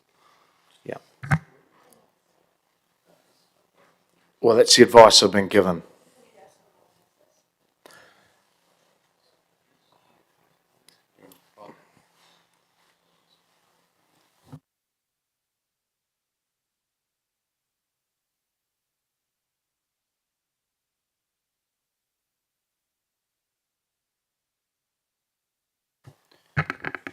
Through the chair, our advice is that the homelessness response was a internally focused funding that was put aside, whereas the recommendation that you've put up is to fund an external organisation. So our view is that it's different to the recommendation that we have in front of us and would be an alternative. So you're talking specifically about the Flexi Fund I spoke of, the $30,000 there. So my advice from my understanding from officers is that was planning to be delivered through one of our housing partners, not administered internally. You're saying that's not the case?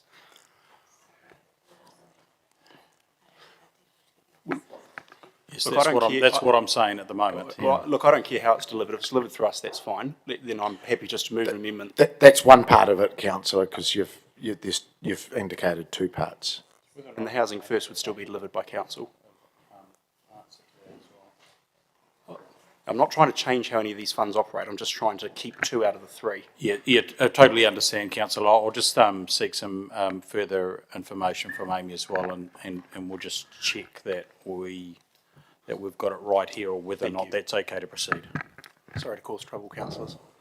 Kia ora, Amy Viles, Acting Community Development Manager. Each of the 3 initiatives were intended to go out for procurement. So each of the initiatives are intended to be provided externally by experts out. All right. Well, that's makes it an amendment. Great. So we'll just give us a moment to get that up. Does anybody else want to speak to the amendment? Okay. Councillor Johnson. Whilst I'm grateful to Councillor Wood for putting up the amendment, I'm not going to be supporting it, neither will I support the substantive. And that's because this response to homelessness has been through already one long-term plan. It was developed in response to a submission to the last long-term plan, which really doesn't say much for how long it takes to do anything in council, but however, if you'll all recall, it came to us as a request for a shelter for the homeless.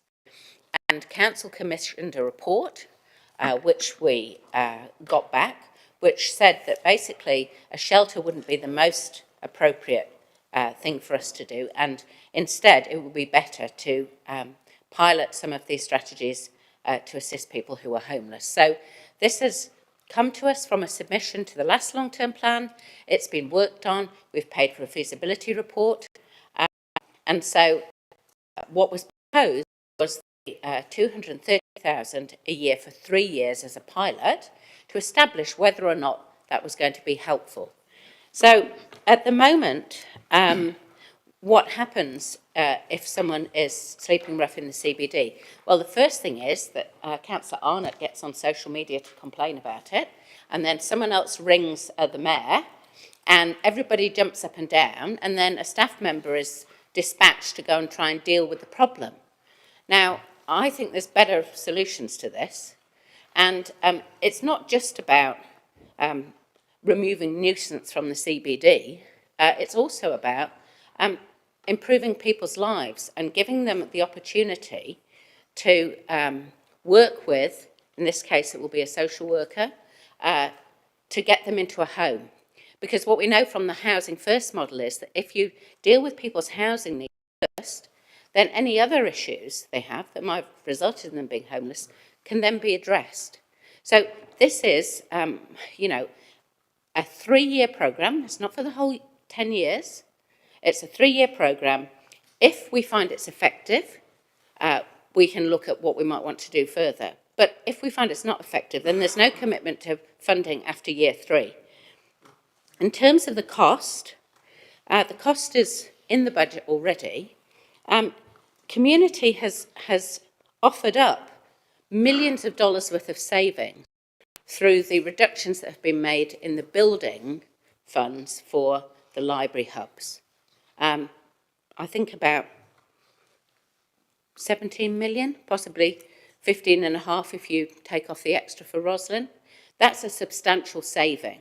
I know it's not operational expenditure this year, but if you think of the interest and repayment costs on that 15 or 16 million, that's a significant amount of money. And as well as that, by the decision that was made around the multicultural hub being located in council building, that's a saving of $160,000 a year operational.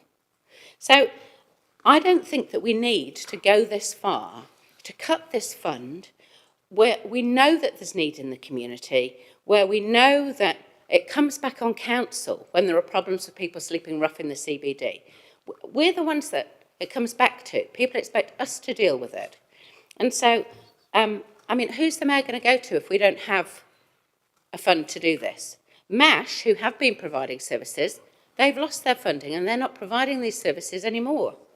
So I just really make a plea, councillors, this is important social investment money.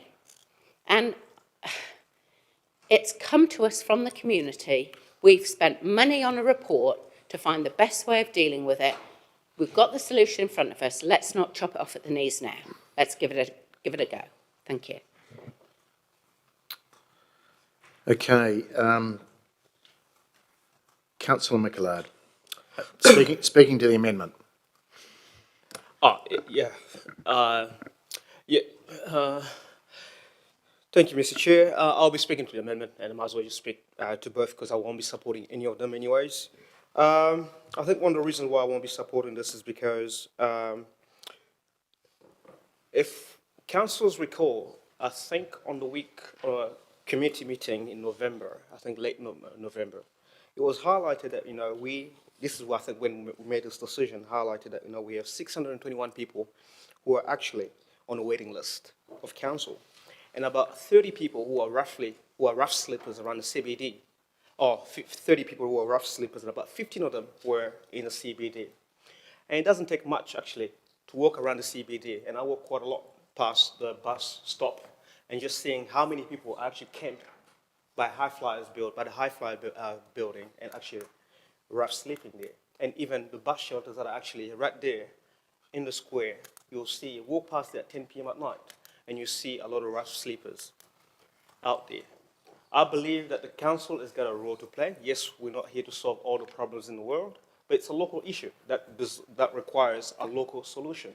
And I think by us investing in the money that's already in the budget and the work that we've already done and built upon to get to where we are today, and to say that, we're going to reverse that and cut funding and reduce funding to address an issue that's been plaguing us for the past few years is a little bit short-sighted in my opinion.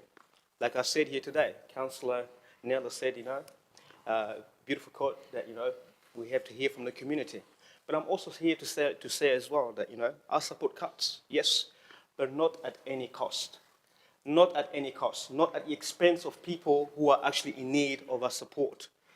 Not at the expense of people who are actually most vulnerable.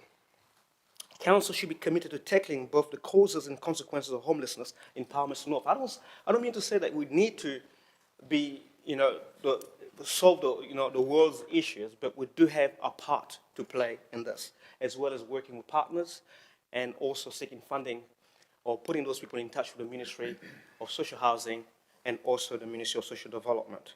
On that note, I'll just leave it there, but I'm just going to speak to both the substantive and the amendment as well because I won't be supporting this. Thank you. Sorry, Councillor, I didn't get you at the end. You said you are supporting this. Oh, you're not supporting the amendment. Okay, all right. Is there anybody else wishing to speak on the amendment? Councillor Finlay. Okay. This is something I'm quite passionate about, and in 2001, a group of us started an organisation here in Palmerston North called the Shepherd's Rest Trust. In the middle of the year, we started the building, and by Christmas time, we had 75 people staying with us. And we thought we had dealt homelessness in Palmerston North.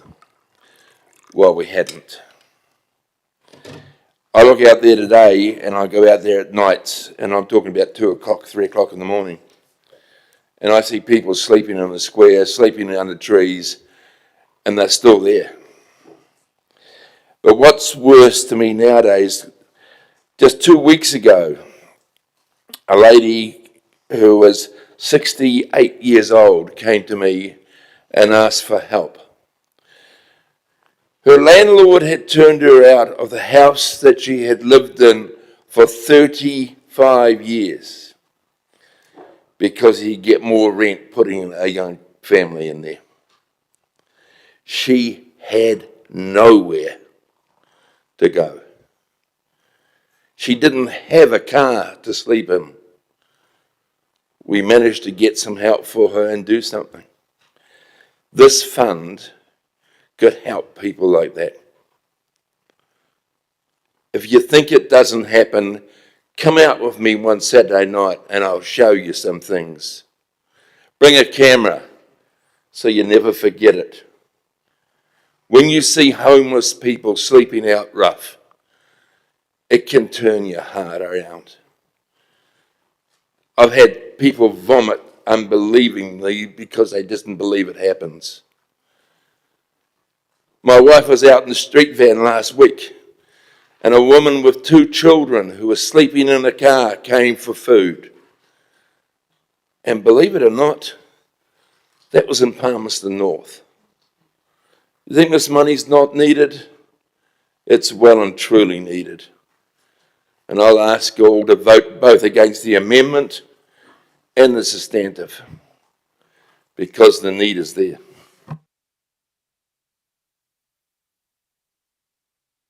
All right, is anybody else wishing to speak for the amendment? Councillor Dennison. Thank you, Mr Mayor. I'm going to speak for the amendment. Part of the reason is around where does the response... I'm not denying that there's some situations like Councillor Finlay has just outlined. I work in the sector. I see the results of people having homelessness daily, and it is broad and diverse, and aged residents are actually in need because it is unfortunate rent pressures and the social issues that people are grappling with are causing issues. However, whose responsibility is to fund some of this stuff? And I think in part we can play a contribution, but to have it all fall on us as a city, I just don't think I think that's unfair. And Councillor Naylor used the terms before, our residents choosing whether to heat or eat. I also know that's very real. And so government are there to provide housing support, social support, mental health support, and the housing needs that we have is around our social housing, for sure. But I just believe that we're starting to enter into the government's territory in this, central government's territory. And the more we do in this space, the more will be expected. And so really, my view is one of moderation and a little bit of pushback on what's been suggested and advocation back through central government who are, well, we'll let them decide what they're doing, but that's where the responsibility ends up. You can laugh, either party's trying to grapple with it too. I know that we had a promise of 100,000 social housing and one, can't remember who promoted that, some national leader, and then, just not meeting the needs around that. So central government need to up their act, and we've got promises that we want them to deliver on. And we've also made commitments around building more community housing, and, in time we'll deliver on that too. But to start doing these other social responses, where there's, major costs, really, this is just the scratch of a scratch. I just don't think it's the City Council's territory, but I'm going to support the amendment all the same for a moderate response. Councillors, look, I'm going to support the amendment as well, along the same lines as Councillor Dennison. And is there an issue? Councillor Finlay, you're so right, there absolutely is. I've been out at night with the police and on a central patrol and just seen the carnage that is out there, and also people just, really, really sleeping rough. But it's how we can assist. Are we the government? No, we're not. Is it our responsibility to do something? Absolutely, we should play a part in it. And I think Councillor Mickelard said a local response for a local problem. But we're a partner in this, and not all of us signed up to the the full Monty approach. Bearing in mind, some of us have been around since we employed MASH to do this work a number of LTPs ago. So the problem's been there for quite a while. Several submitters questioned why we were trying to fill the gap of everything, and that included faith-based or church organisations and iwi. So, does the city have a social heart? Absolutely it does. You know, we are one of the most generous councils around our community and the level of funding in New Zealand. So, but should the ratepayers be fitting 100% of the bill? No. I think we should be partnering with others. So I'm quite happy to support and change my view from G26 to the amendment and look at putting in a decent response to this issue, but on years 1, 2 and 3 and making sure they've got some measurements on it as well. So ask you to support it as well. It's an issue that won't go away, but again, I just question there's got to be some support from NGOs, from government agencies, from our iwi and our faith and church-based organisations as well, who all play a part in this. So back to you, Councillor Wood, for right reply. Thank you, Mr Mayor, and thank you, colleagues, for the discussion. I've really enjoyed and appreciated where we've got to. What I would say is councillors who don't want any reductions, I'd really ask you to consider supporting this, because the risk we run by not supporting this amendment is that the initial proposal gets through and it gets reduced to 50,000. Councillors that want further reductions, I would really encourage you to support this amendment, because the risk you run by not supporting this is that the substantive fails and there's no reduction at all. So this is quite a reasonable compromise in the middle. I fully appreciate the comments my colleagues have made about partnering with organisations. That's absolutely what we're trying to do. I was looking through the document. I couldn't quite find where the response submissions were, but I do recall a significant number of submissions which made the comment that, is this our space to be playing in, and is this something that we need to do at this time? I believe the answer is yes, but we can do it in a more middle-of-the-road way. I was the seconder to getting the full swathe of programs in here in the first place. And I would really like to see the full swathe of programs go forward, frankly. But in the environment we find ourselves in, when we were talking 10, 9, 9 rate increases over the next 3 years, as we said, when it comes to our PEP projects and what we really support, this is one of mine. I really want to see all of this happen.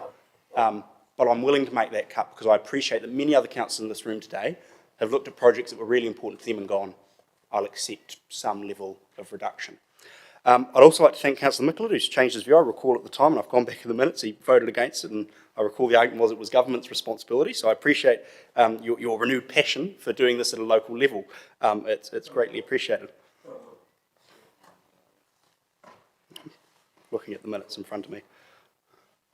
Point of order, Mr. Chair. I think I've been misrepresented there. I did not say that I did not support it. I said that is a part that the government should be playing in there, and therefore we should increase the level of advocacy in that space, but we do have a part to play in there as a local government. Thank you.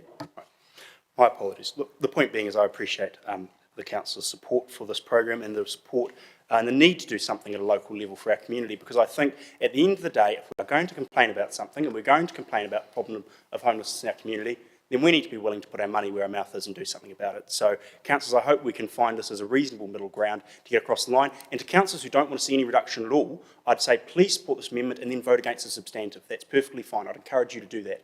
But this is a strategic move to make sure that we don't risk the entire project as a whole. All right. Thank you. So, councillors, we're voting on the amendment only.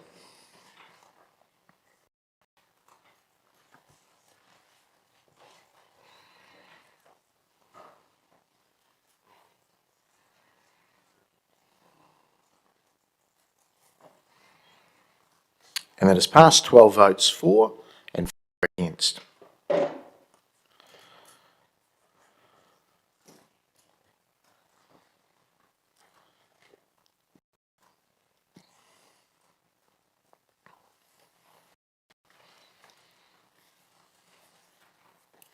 All right, we need to do a substantive.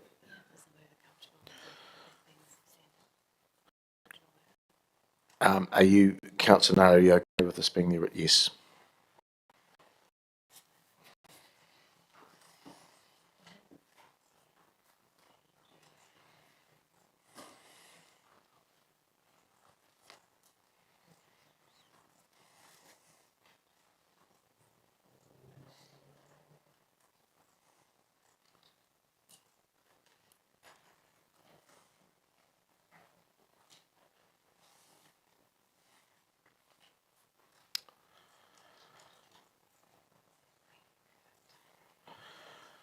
All right, does anybody want to speak to the substantive? Councillor Johnson. I'm not going to be supporting the substantive, and that's because I think that the original budget that we had, that we consulted on, of 230,000 a year for 3 years, is the appropriate size of the response. And I would just like to say that the community sector has been a huge target in this round of cuts. We have saved 1.6 million in operational expenditure, decision that was made on the Manawatu Multicultural Council hub. We have saved 17 million. Why is it not, Councillor? Over 10 years. Is it right or is it not right? I think it's right. Thank you. We've saved 17 million in buildings. And what did we hear from people in submissions? We heard that they wanted us to put more money into people and less money into buildings. That's what we've done so far. But there's got to be some quid pro quo here, councillors. I'm not prepared that the community sector is the one that suffers all the cuts. And then they just continue, even for important programmes like this, homelessness. So I'm just asking you, please vote against this. The money's already in the budget. We've made huge savings, millions and millions and millions of dollars worth of savings out of the community budgets already. Why would you want to do this as well? It's too much.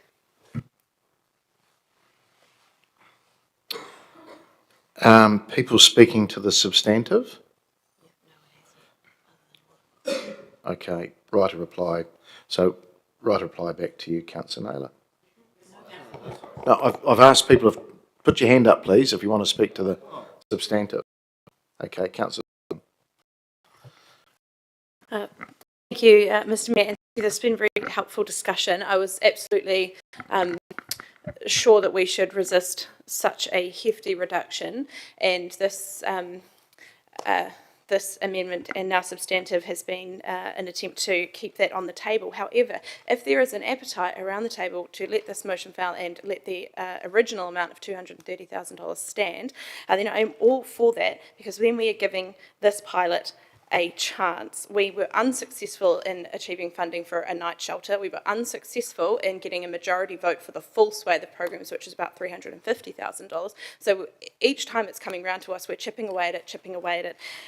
It's very well and good to talk about who should be on the front lines of this, but the fact is we are on the front lines of it because our library staff are constantly attending to people experiencing housing insecurity who are coming into our public facilities for showers, to clean their clothes in our public facilities. We're already performing that function, and we're doing it in a way that we're not funded to do and that our staff are not resourced to handle. So what this is trying to do is alleviate some of that pressure from our frontline services, from having to divert from their core work to assist these people who are experiencing really distressing times. Having people on our streets and experiencing housing insecurity is bad for business, but it's bad for how safe our CBD feels and how comfortable people feel moving around in it, but it's bad for people.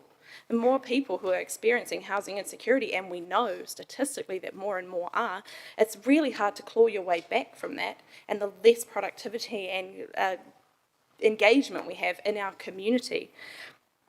So given that every time since I've been here this has come to us, we've chipped away at it and chipped away at it a little more, I would be very, very supportive of seeing us retain the very moderate medium option that we chose of $230,000 for really targeted funds to stop people, to help them from getting into that situation in the first place and from landing on other services that we provide through a lack of anything else.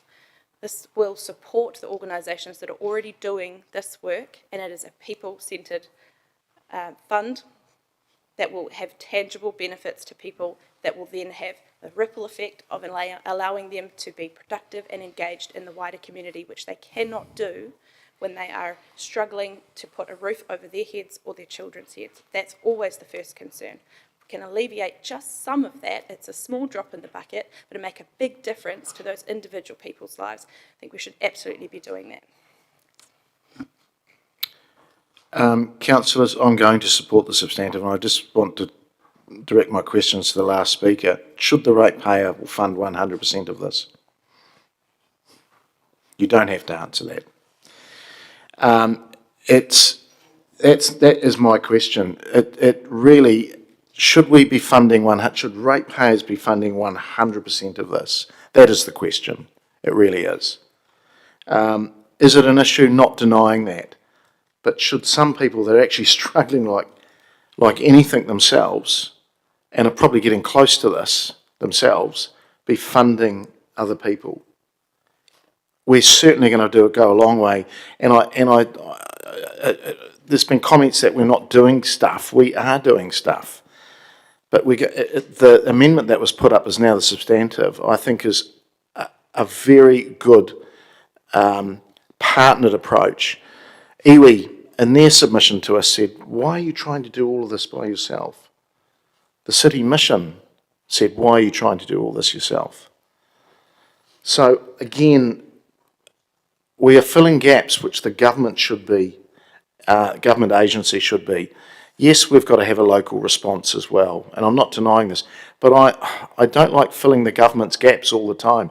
And yes, we can see banners behind you, the offices there, but I don't want to fill the government space every time. We consistently do that in this room. So I'm sorry, but we've got to try and support the substantive. Otherwise, we'll just fill every single gap, and the government walks away.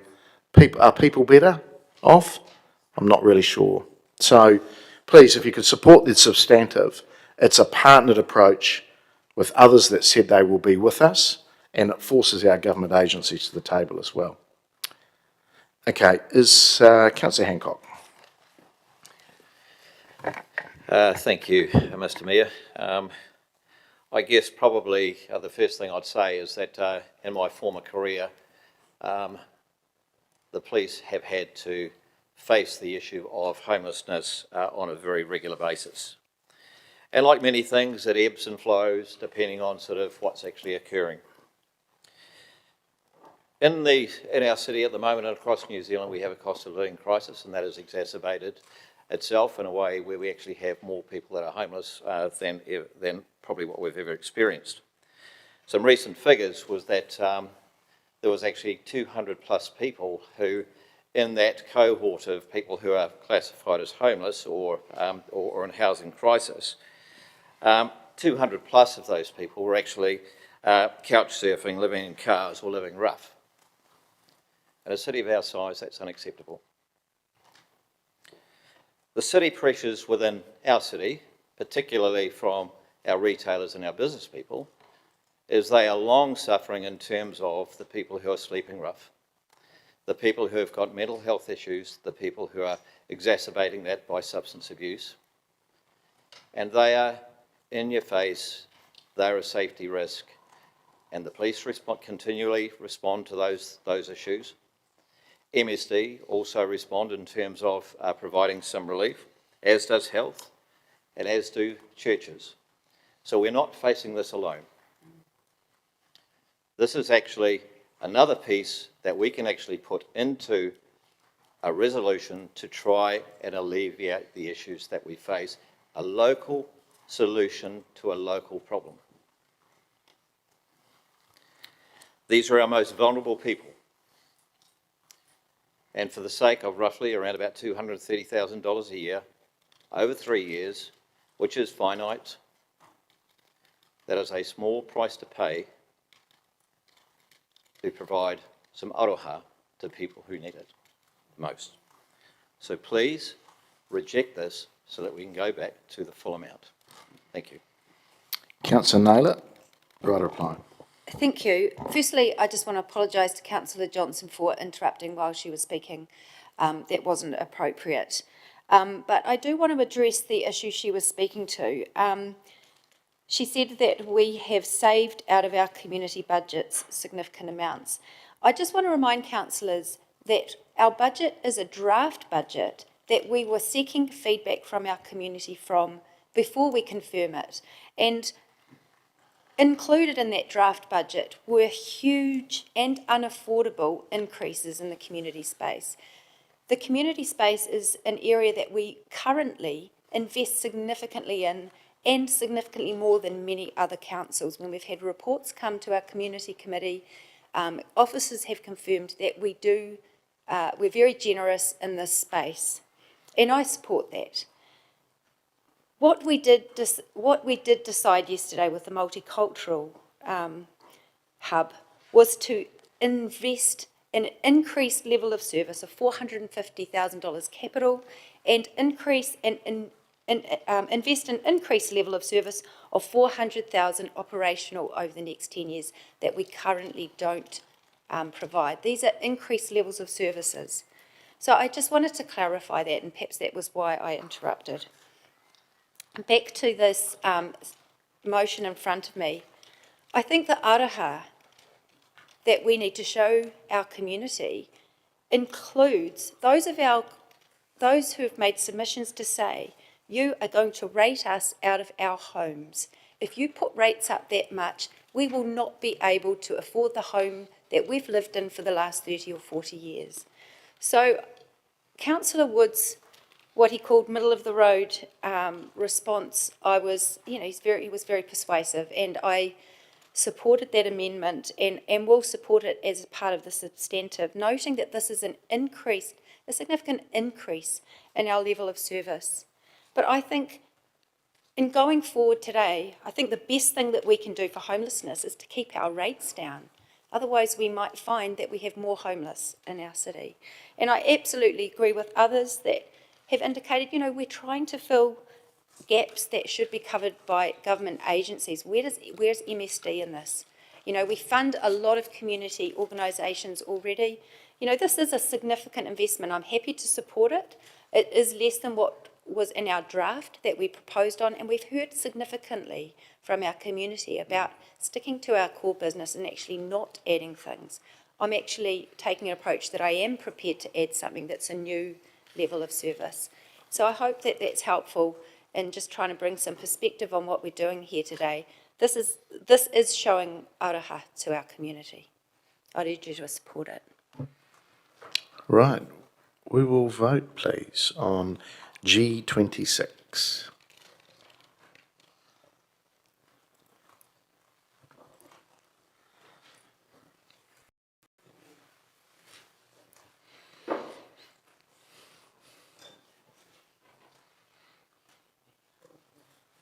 And that has failed. 6 votes for and 10 against.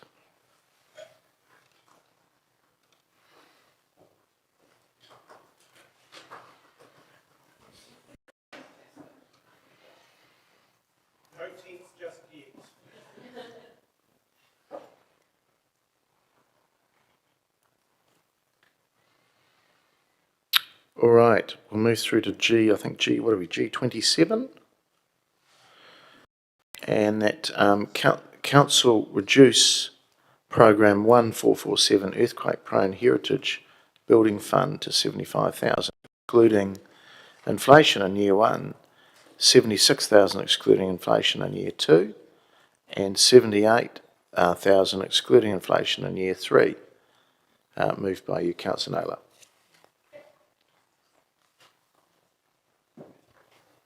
Yep, happy to speak to this. This is a fund that was doubled a few years ago. I think it used to be around $75,000 a year. Over the last few years, I haven't seen a lot of productive outputs from this. It's quite expensive for our community because it's an operational grant. At a time where the government is pushing out those requirements that actually will impact landowners in the city who are also faced with earthquake-prone buildings, I think at a time where our ratepayers are struggling, this is an area that we could reduce. Could I just ask a question of officers, probably either to you, Bryce, or David? Any indication of what this fund has funded in more recent years? If you can recall. Yeah, this fund's been around for 2 LTPs, so 6 years. The first 3 years, the bulk of the funding was directed towards All Saints, and that was determined as part of the LTP.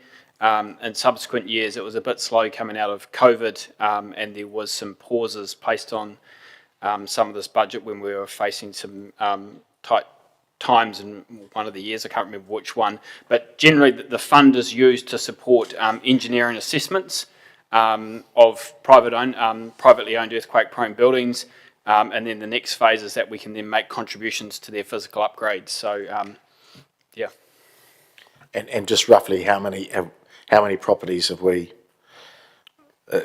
sort of affected? Half a dozen? More? Yes, something like that. I mean, I haven't got the, sorry, I don't have the figures on hand, but it would be in that order. Okay. All right. Councillor Bowen. Thank you, Mr. Mayor. It was another question, if I could. Just, David, has this programme been fully subscribed, undersubscribed over the last few years? It was fully subscribed when the allocation to All Saints was there, because it only left a small balance for everyone else. As I said, it was. I think some of the owners were a little bit slow coming out of All Saints, and then unfortunately, I think one year we actually paused applications because we were facing broader budget constraints in the area, despite interest. So it's been hard to actually judge the overall success of the program, given a significant portion went to All Saints, and then there was, as I said, come out of COVID, and then pauses on budget. So what I would say is there are a significant number of privately owned earthquake-prone buildings in the city. Thank you for that. Look, having said this morning, or many hours ago, several weeks ago, that there are no sacred cows, I am prepared to support this one, this halving the budget for 3 years. I think it will have consequences. As the officer says, there are many heritage buildings in our city. There are many owners of those buildings who are facing the same cost pressures that everybody else is facing. But my preference in this budget is to invest in people rather than buildings, even when those buildings are really important and special to our community. Don't like doing it, but I think this is proportionate, and so I will. Councillor Zabellin. Thank you, Mr. Mayor. I've seconded this recommendation. I'm coming from the principle that we have been given quite a strong signal through submissions and a preference to care for our own facilities rather than invest in new facilities, and that to me sort of raises questions about the extent to which we should be investing ratepayer funds into other people's buildings, especially when we have such an extensive list of our own seismic strengthening work that we need to get on with, and there's a lot of question marks about how we are going to do that and afford it. This is a reduction rather than a removal. And I don't believe we have a strong licence to be making this kind of investment into non-council facilities at this time, but I do appreciate that council has a responsibility to protect heritage in the city, and this recommendation doesn't affect program 2498, which is the Natural and Cultural Heritage Incentive Fund. That remains intact, so it doesn't strip this bare, it just tightens it a bit. Thank you. Anybody want to speak against? Okay, well, do you need a right to reply? No. Okay, we will vote.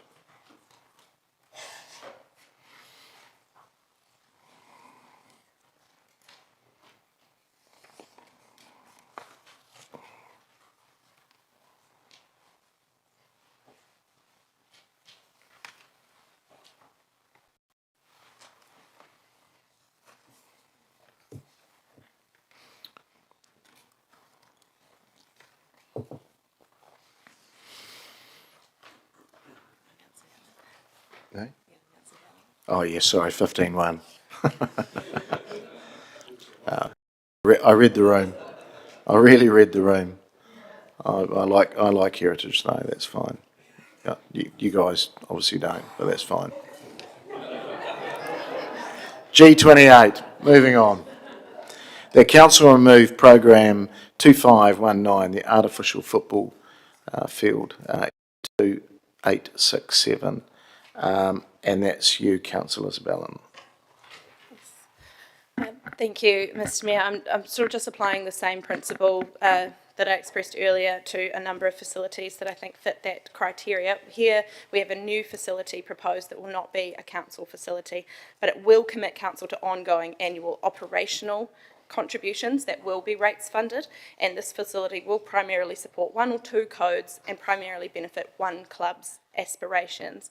So this kind of investment's not in line with the messages that we've received quite clearly through submissions that we should prioritise the care of our own buildings before we look to build new ones.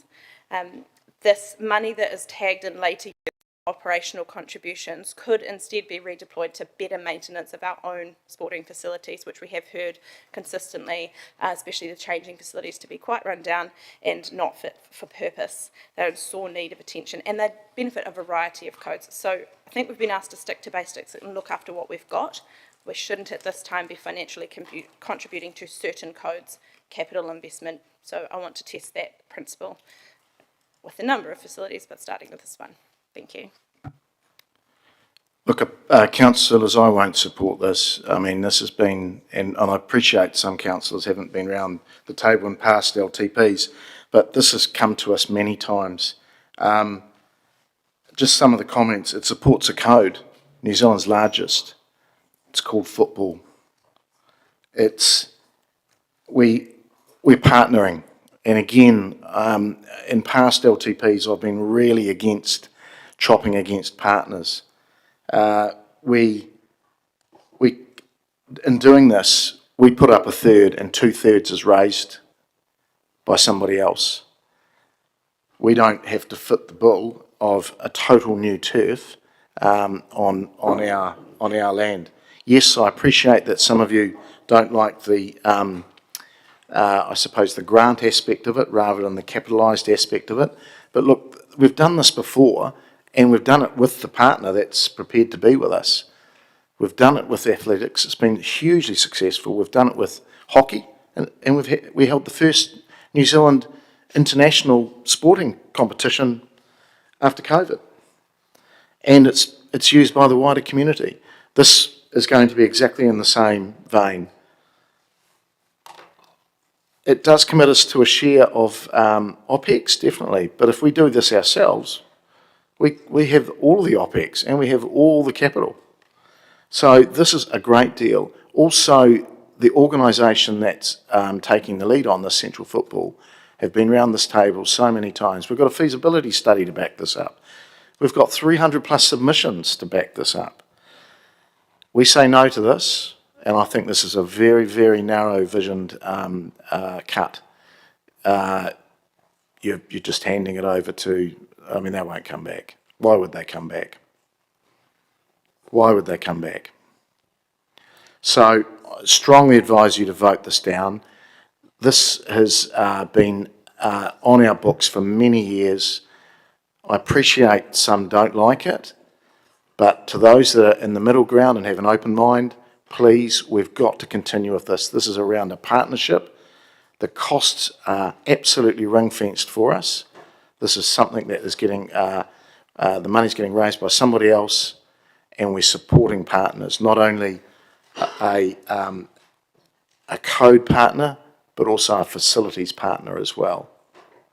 So I strongly advise you to vote this down. Thank you.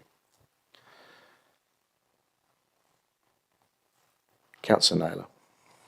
Thank you. Just looking at what we've done today so far, across the sectors, most sectors have taken quite a hit, except for one sector, which is the sporting sector, who actually, the decisions today so far have added $5 million to the capital investment on top of what was proposed in our draft, despite the strong feedback from our community to pull back on our spending. Anyway, so this, I think, this is an operational grant. This is a significant amount of money, $867,000 in year 2. So every time we spend 1.24 million, that's another 1% that we add to the rates. So in year 2, that one item alone is, I can't do the maths of, it's somewhere between 0.6 and 0.7% increase in rates just on that one item. Not to mention the renewals and the OPEX that's associated with that ongoing. Look, I would urge you to consider this. We are investing now significantly in Arena. I think we need to just hold back on grants to single codes. If we do that to all the sporting codes, that, you know, we just can't afford that. I don't think where we've landed in the whole sports area today is in line with the community feedback at all. This is one additional change that will make a significant impact on rates in year 2. Councillor Harper. Completely disagree with Councillor Naylor. This is partnership. I agree with that from the Mayor.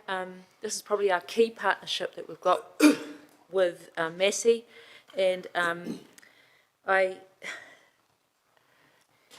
it is that Central Football, since I was the chair of sport, have been so many times to us about this, and the home of football has been shouted at us that many times that I couldn't hold my head up.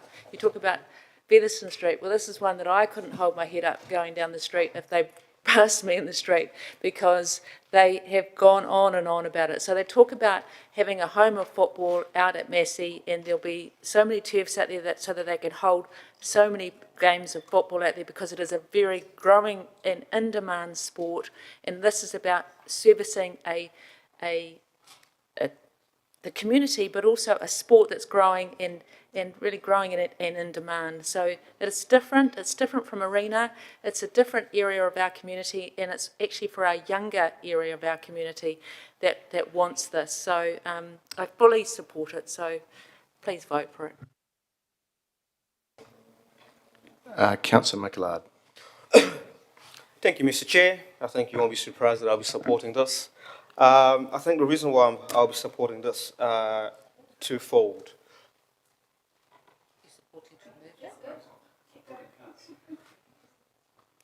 Oh, sorry. Did I say support? Yeah. Oh, my bad. Sorry, it's been a long day. It's been a long day. Sorry, sir. It won't be surprising. It's surprising to hear that I will not be supporting this. That's what we expect.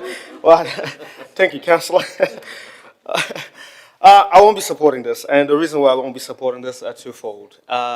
Yes, the Mayor has actually outlined it beautifully, and I just want to reinforce this, that we are doing this in partnership with Massey and Central Football.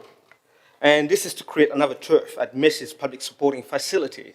And the reasons why we actually accepted to do it when this came to us, when we did a feasibility study, was number one, to support Massey's vision as the home of football. And this was around the time when the Spanish football team was here. And also, I understand that the figures, are quite, it's quite tempting to cut it. And it will be tempting to reduce this program because of the figures that have been presented before us. But this is ring-fenced, like the Mayor declared.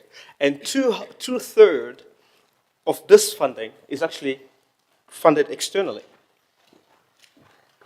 And the reason why it was moved, or the option to move it from the arena to Massey, was simply to reduce the maintenance cost of this, so that the costs could fall back on Massey, because they had accepted that it would take on board the cost to maintain this turf. So for that reason, I will not support the removal of this program. And I think, as Councillor Habitat mentioned earlier on, that this is a sports occurred that's in demand. And I'd like to push back a little bit on what Councillor Zabalan mentioned earlier on about, this is just supporting two codes. Multiple codes can still use it, other than hockey as well. So I'll push back on that as well. So on that note, I'll leave it there, but I'll say that, this is something that we should be voting for, because it's a growing sport and a sporting code, and we should be supporting our partners in the agreement that we've also said, and also supporting Massey's vision as a home of football. As it was highlighted when the Spanish team was here, it turned out to be a good thing and a good venue for international competition. Thank you. Is there anybody wishing to speak in favour?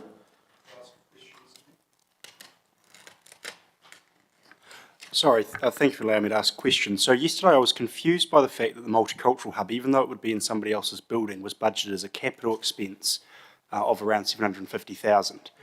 I would like to understand, I would like to understand, given that was an investment in an external facility that was capitalised, why this investment in an external facility isn't capitalised. Is there a reason for that, or is that just discretionary? We'll just get Scott to answer. Yeah. Yeah, there is a reason for that. We're providing a grant to the partners to build something. We are not building it. The expense yesterday was a fit out that we would capitalise and keep in that lease. I would like to make, you have raised a very good point though. This program is loan funded as though it was a capital one for that reason. So this will not impact rates if we take it out by the value that's on the resolution. Well, that's changed to my understanding, so could you just explain what that means? So because of the exact reason that you're talking about, that normally if we would be building this asset, we would capitalise it and depreciate it and loan fund it over the life. We're doing the same thing with this because of what we're doing with this grant funding. Oh, well, that's good to know. Okay. Okay. Well, is there anybody else want to speak against it? Okay. All right. I'll come back to you, Councillor Isabella. Thank you, and thank you, colleagues, for your comments. This intent of this recommendation is to listen to the submissions, and if we don't have a social licence to build new facilities for our wider community, I don't see how we consider we have a social licence to contribute to facilities for someone else, especially to raise debt in order to do that. It's not about the specifics of this project. It's about whether we can justify investment in non-council facilities at this time. And I just, I'm having a little trouble reconciling the previous motion we did on homelessness, for example, where we were bulking at $230,000 to help keep people in their homes, but we're very okay to spend 3 or 4 times that amount to create a home for football. We're talking about actual homes for actual people versus a home for football, and this is significantly more than we put up for that. The question really is it council's responsibility to provide homes for people or support homelessness? Is it council's responsibility to financially contribute to a home for football?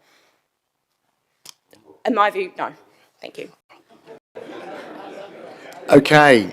On G28, please, can we vote?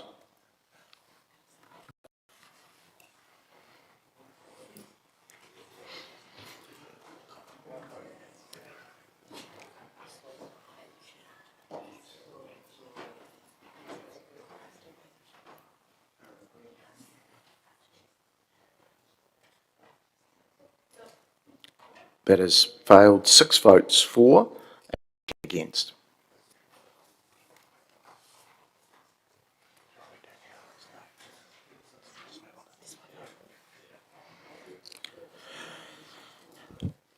All right.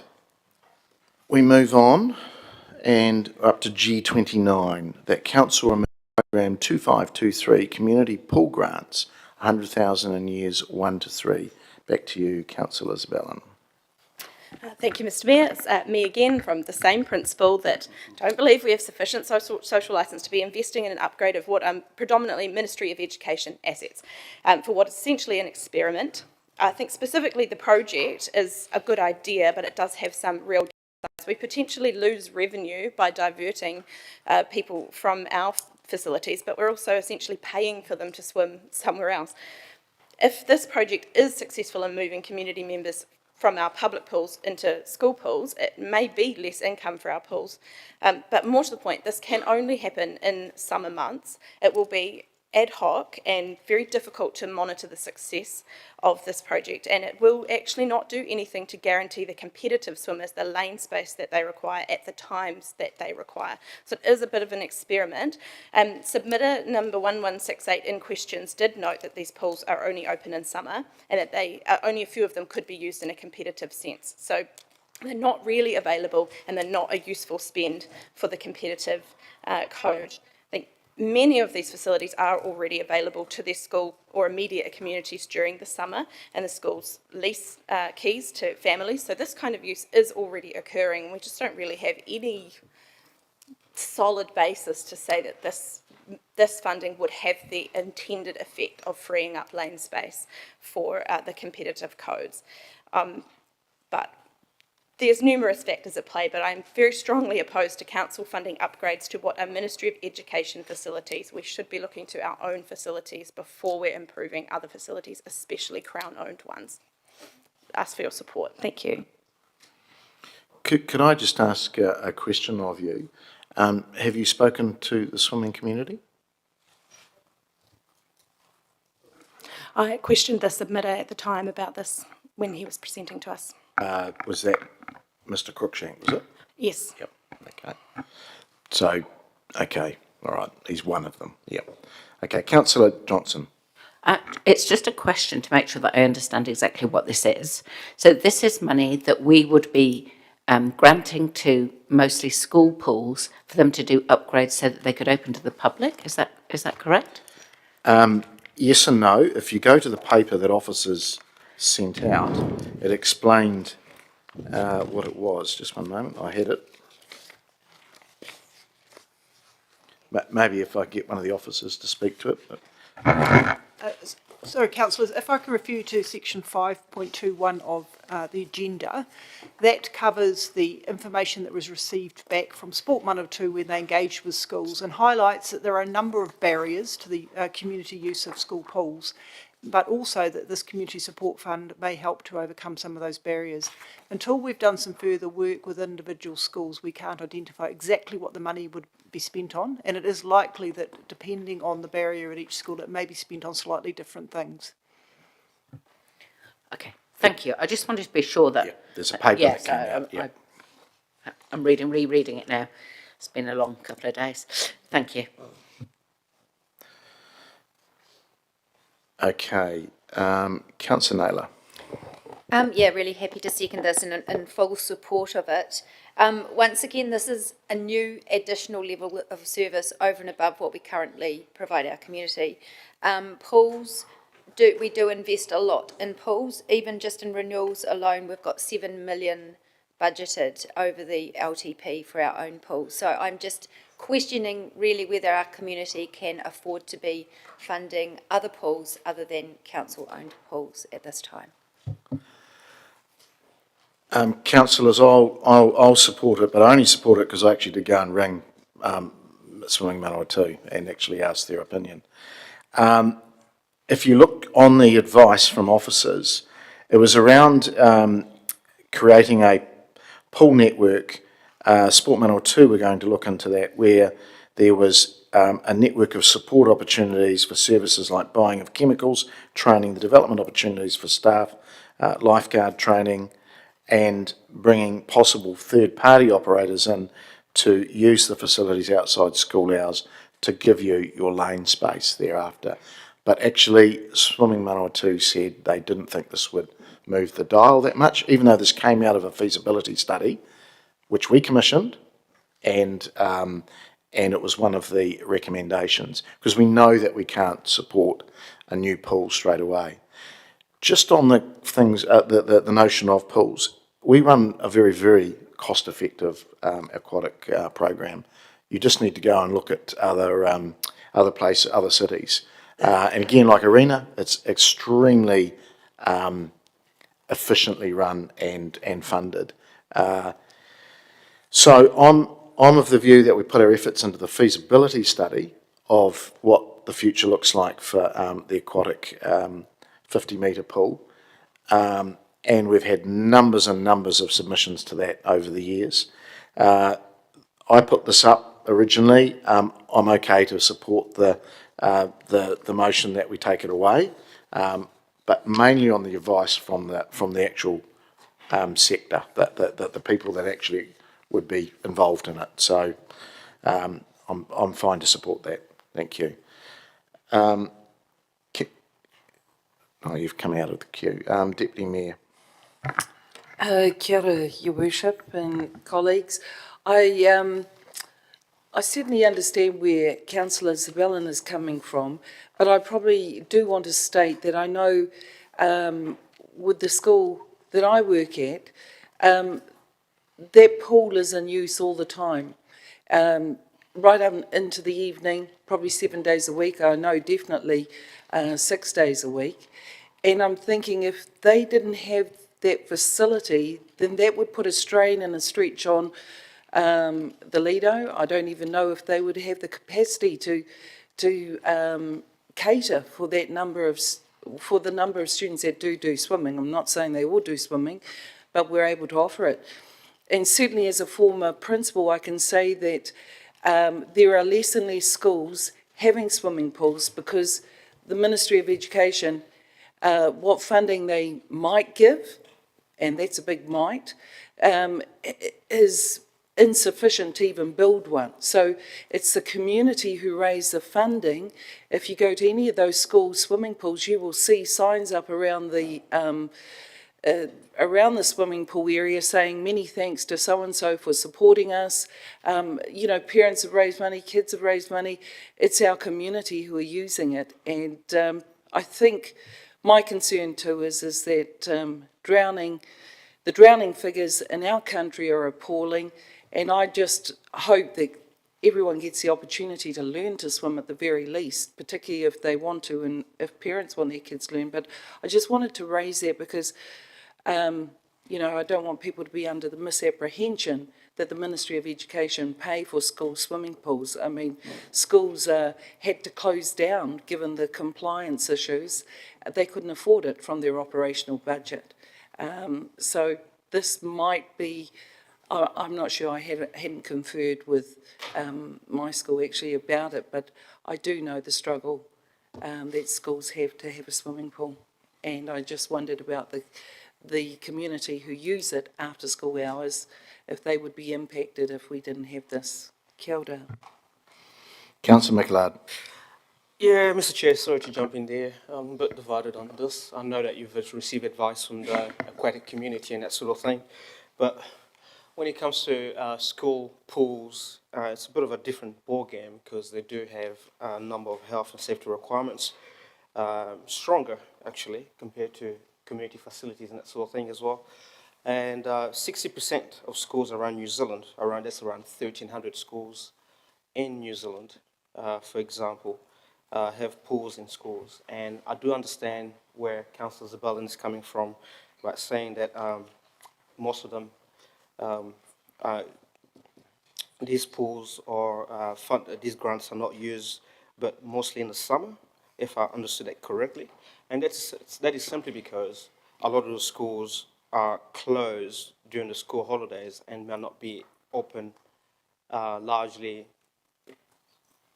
might not be operational during the for the duration, let's say, of a term and that sort of thing. Not many schools also have pools here around Palmerston North. Not all schools have pools around Palmerston North. I do understand that Freiburg and other schools might have and that sort of thing. So I'm a little bit divided on this in terms of removing this program from.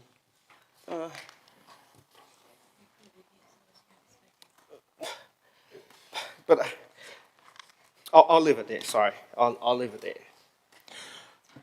All right. Is anybody else wants to speak that's against?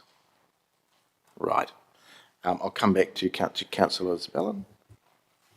Thanks, Mr. Mayor. Yeah, just very quickly, just to reiterate that I don't believe that we should be funding or investing in Crown facilities particularly. I do take the Deputy Mayor's point that this funding might not have been very forthcoming from the government for the maintenance of these pools, but speaking of gaps from the central government that we are stepping into, this is not one that we need to step into. I think there's very little justification for it. And to reiterate again that we just aren't likely to see the results that we're looking for from this investment. So I'd encourage you to support this. Thank you. All right, we will vote.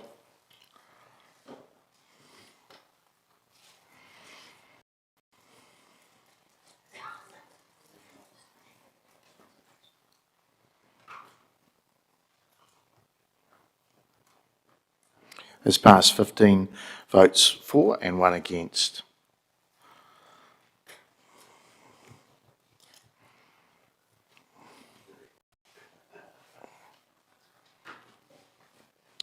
All right, we're moving on.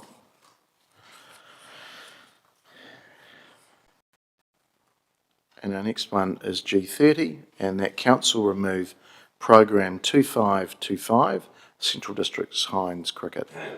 Councillor Naylor. Thank you. This is once again a new level of service that we don't currently provide. I've mentioned before, you know, we do give away to our community in the way of grants over 3 million. This is quite small in the overall scheme of things, but is still significant in terms of rates needing to be found for this. I did get feedback from officers that no commitment has been made, and I think this is definitely something that we could pull back on. So I'm proposing to remove this program. It was proposed as a new grant. Councillors, come no surprises, sports on the chopping block at the moment, that I don't support this. I brought it to council.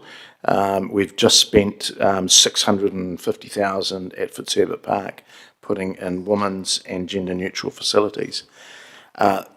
The city also just hosted the Aotearoa New Zealand Women in Sport forum and evening at Awapuni, which the Deputy Mayor attended on our behalf. And the Hinds are our team. Most of the team, the players, come from Palmerston North. Central Districts, of course, is more than just Manawatu. But like the Jets, the Cyclones, the Turbos, it's our team. And Central Districts Cricket would like to do more here and base the team here, and this is a way of doing that. It's reliant on, independent on other funders coming to the, so our 20,000, that's what we're talking about, our 20,000 per year for years 1, 2 and 3 is dependent on others coming to the party. So it's a small amount to fully utilise our new facility at Fitzherbert Park and ensure that we see our women playing in a sport which Manawatu Cricket and Central Districts Cricket have done a huge amount to encourage female participation. So I'd like to think you'd support this. It's a small amount. It's pretty mean chopping 20 grand from a fund when we've got others that are prepared to give to it as well. So I won't be voting for this and urge you not to. Councillor Finlay. I certainly will not support this. Central District Hinds did quite well last year, for those that didn't know. They were really up there. They had one time I thought they might have made it. They have been on TV here in Palmerston North probably 6 times last year. And it was from Palmerston North, and it got Palmerston North some headlines, and it looked really good. And everyone knows the Hinds are here in Palmerston North. We put money into men's sport all over the place. Let's put a little bit, and I mean a little bit of money into women's sport, just to show them that we recognised their ability and their excellence at their sport. And let's be proud of them. $20,000? I think we get more than that value out of them being here. Just ask the moteliers. Councillor Johnson. Thanks, Mr Mayor. I'm not going to be supporting this, and I think Councillor Finlay read my mind. It frustrates me that we would target the sponsorship for women's sport and yet not touch the Jets. So why would women's sport be targeted here? If it's a principal decision, maybe we shouldn't be sponsoring any sport. But since we are sponsoring sport, I think it's only reasonable that we sponsor a men's team and a women's team. So that's my principal reason for supporting it. And the secondary reason is it's not a lot of money. We're not talking huge dollars here. There's plenty of other things in this table here of economic development operational that I would much rather see cut. But anyhow, at the risk of getting too off topic, I won't talk about those. But this is a small amount of money. It's for a women's sports team that's based here. I do think that we should keep this in the budget. Okay, is there anybody for? Okay, back. Oh, sorry, councillor Spellin. Thank you, Mr Mayor. I have seconded this motion and I'm supporting it for two reasons. The first is that financially supporting particular codes is a slippery slope. I just want to quote submission number 599, which says the council cannot just keep supporting community groups who lobby for money. And this is, as this is not a community group that we're supporting, it's a regional sports team. But most importantly, we have an existing sponsorship fund. Groups or teams who are seeking sponsorship should apply through the sponsorship fund, like everyone else. Having a sponsorship fund and then maintaining separate lines for other sponsorships is having cake and eating it too. It's inconsistent. But also, more to the point, as the Mayor pointed out, we've just spent $650,000 investing in our Fitzherbert facility, and now we want to pay people to make use of it. That doesn't stack up to me. We have more bang for our buck if that money, small amount of money, was diverted into our own facilities, which is a small amount, yet that budgeted amount here could do a lot in renewals there, and that would be noticed and appreciated and viewed as a justified spend. I don't feel that this is sufficiently justified as a spend. Thanks. Okay, right, a reply back to you, councillor Naylor.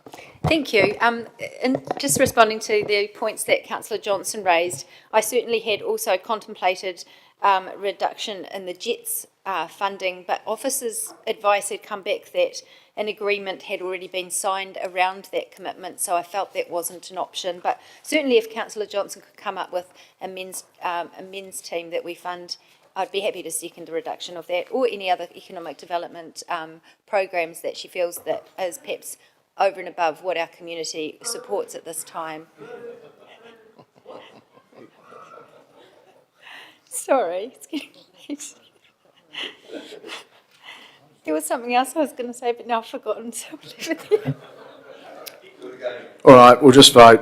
It's getting a long day, guys. Voting on G30.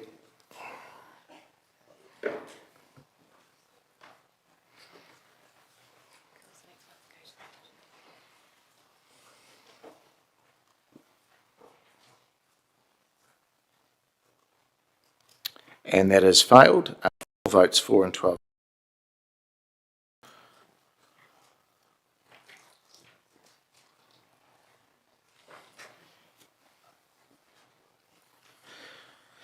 Okay, G31. And this is around Council Defer Program 2417, Cassia Birch Master, 54,000 excluding inflation from year 1 to year 4, and Councillor Dennison.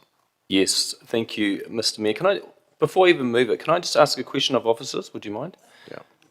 Yeah. Just wanted to clarify, in the plan, it's got 54,000 in year 1, but no budget provision for the rest of the 10 years to do any of the master plan. Is that sitting in the outer years beyond, is it? If somebody in that space, we'll just invite Chris up to... He's been waiting 2 days for his moment. And take a moment. Chris, the floor is yours. Chris, you've got 30 seconds. Well, kia ora koutou, ko Chris Tokuingoa, but I guess everybody knows that. So through the chair, this is literally to do the development of the actual plan. After that, that would be what actually informs all of that. At the moment, we're pretty much in a situation where we're just doing the baseline maintenance, getting the house back to a point and the grounds where we're relatively happy with it. It would create that work schedule, which would then bring back to council, and from that would develop the budgets, which I imagine you would start seeing in coming years. Okay, thank you. It's helpful. I would still like to move it, and as before us, and just on the basis that we've got, I still believe our plan's loaded with activity in the next couple of years, and this way, if we've still got no money in there to do any of this activity, I think it's a real risk to do the plan and then have expectations to do it with no budget provision at this stage. So to move it to year 4 pushes us out to the next long-term plan for the next term of council to really put some figures in place. But we've got so much uncertainty with our plan currently, I'd rather defer this master plan work. Thank you. Councillor Bowen. Thank you, Mr. Mayor, and speaking really, really clearly against this. $54,000 is not a huge amount of money for a master plan to start with.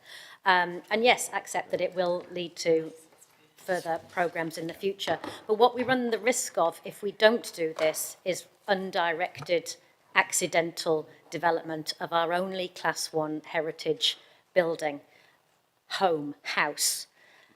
There's a risk in that because we've just moved it to our venues team. This isn't, it's not a venue that happens to be a house, it's a house that happens to be a venue. We have a community advisory group that supports this. We have a community trust that supports fundraising to deliver projects for the house. And without the master plan, both of those groups have nothing much to do. And we lose the risk we run the risk of losing that connection with the community. Let's remember who fought really hard in that Section 17A review to keep a close connection with the development of this property. It's not the same as everything else council looks after, runs, owns. It's special and unique, and it deserves a master plan. And doing a master plan will help reduce the amount of money that council has to find to do the work that it will need, because we'll be able to tap into the resources of the advisory group and of the community trust board who will fundraise for it. But without a master plan, they won't do that because they won't know what to do. And I do just want to take a moment to commend Chris in his work in leading Couch Birch over the last wee while. I think we've seen an increase in service just by bringing it in-house. I think the community concerns that were raised in Section 17A have not been founded. We've done a great job. The gardens look great, the house looks great, lots of good things going on. I'd like us to continue to hold that good faith with our community and deliver on the things we promised when we agreed to bring it in-house. Councillor McLeod. Thank you, Mr. Chair. I won't be supporting this. The reason why I won't be supporting this is simply because pushing the master plan or deferring it, from year 1 to year 4, we simply not give the board or the community trust board the vision that they need to complete their work. And Councillor Bowen beautifully summarized it. And it's only $54,000. In the grand scheme of things, not a really huge amount of money. Yes, it's true, we're trying to make cuts and fund savings here and there. But without a master plan, the purpose of a master plan is to give people some sense of direction, purpose, to achieve certain objectives. And without this, or pushing it out 3 years down the line, simply means that for 3 years, the community board will not have any sort of direction or know what they're trying to achieve and that sort of thing, or community objectives that they're trying to achieve and that sort of thing. So I will not be supporting this because it doesn't provide them a vision. It will leave them 3 years without having to do much. And I think that will defeat the purpose of having to move it in-house as well. Because when we moved it in-house, I remember that conversation, we said that we were able to deliver and do the job properly. And so what's the point of this if we're to do this? So I'll be voting against this. Councillor Fitzgerald. Thanks, Mr. Mayor. It's 6 minutes past 5, and I was wondering if any of these items today was going to get me to stand up and speak. And it is this one, because the poor bugger's been sitting here all day. And so for that reason, I won't be supporting the motion. Thank you.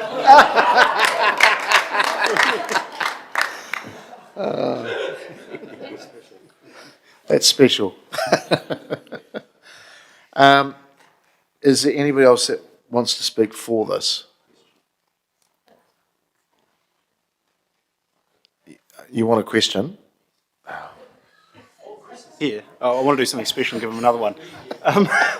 He's had his 30 seconds. So I see in the asset management plan that's set out for Cassia Birch, there was a program 1950, developer site master plan. There was 50 grand in 2021 and then another 50 grand in last year.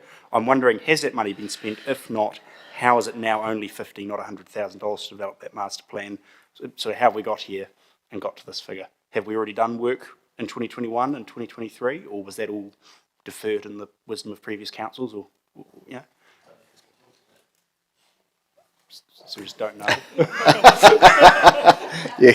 I sort of feel like I'm cutting his lunch now. We did a conservation plan and we did some work around the building itself. The grounds, though, are not covered by that.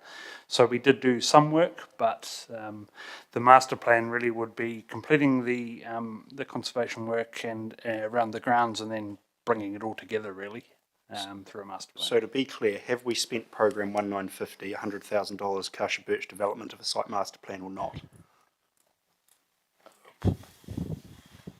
I think we spent some of it. I don't think we ever spent all of it, though. No. Okay, thank you. Sorry. Okay, we'll go back. Do you want to write a reply, Councillor Dennison? No. No, we're going to vote.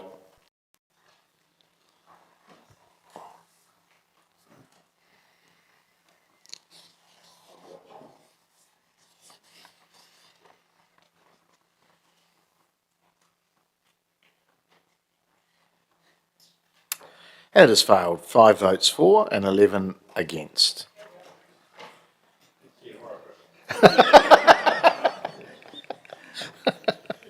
I'm glad we've got a sense of humour. All right, we move on.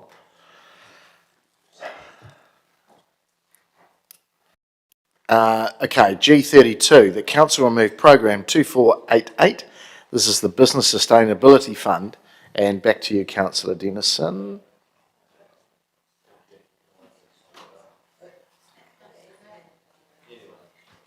Just going to move it, Mr. Mayor. The program number 2488.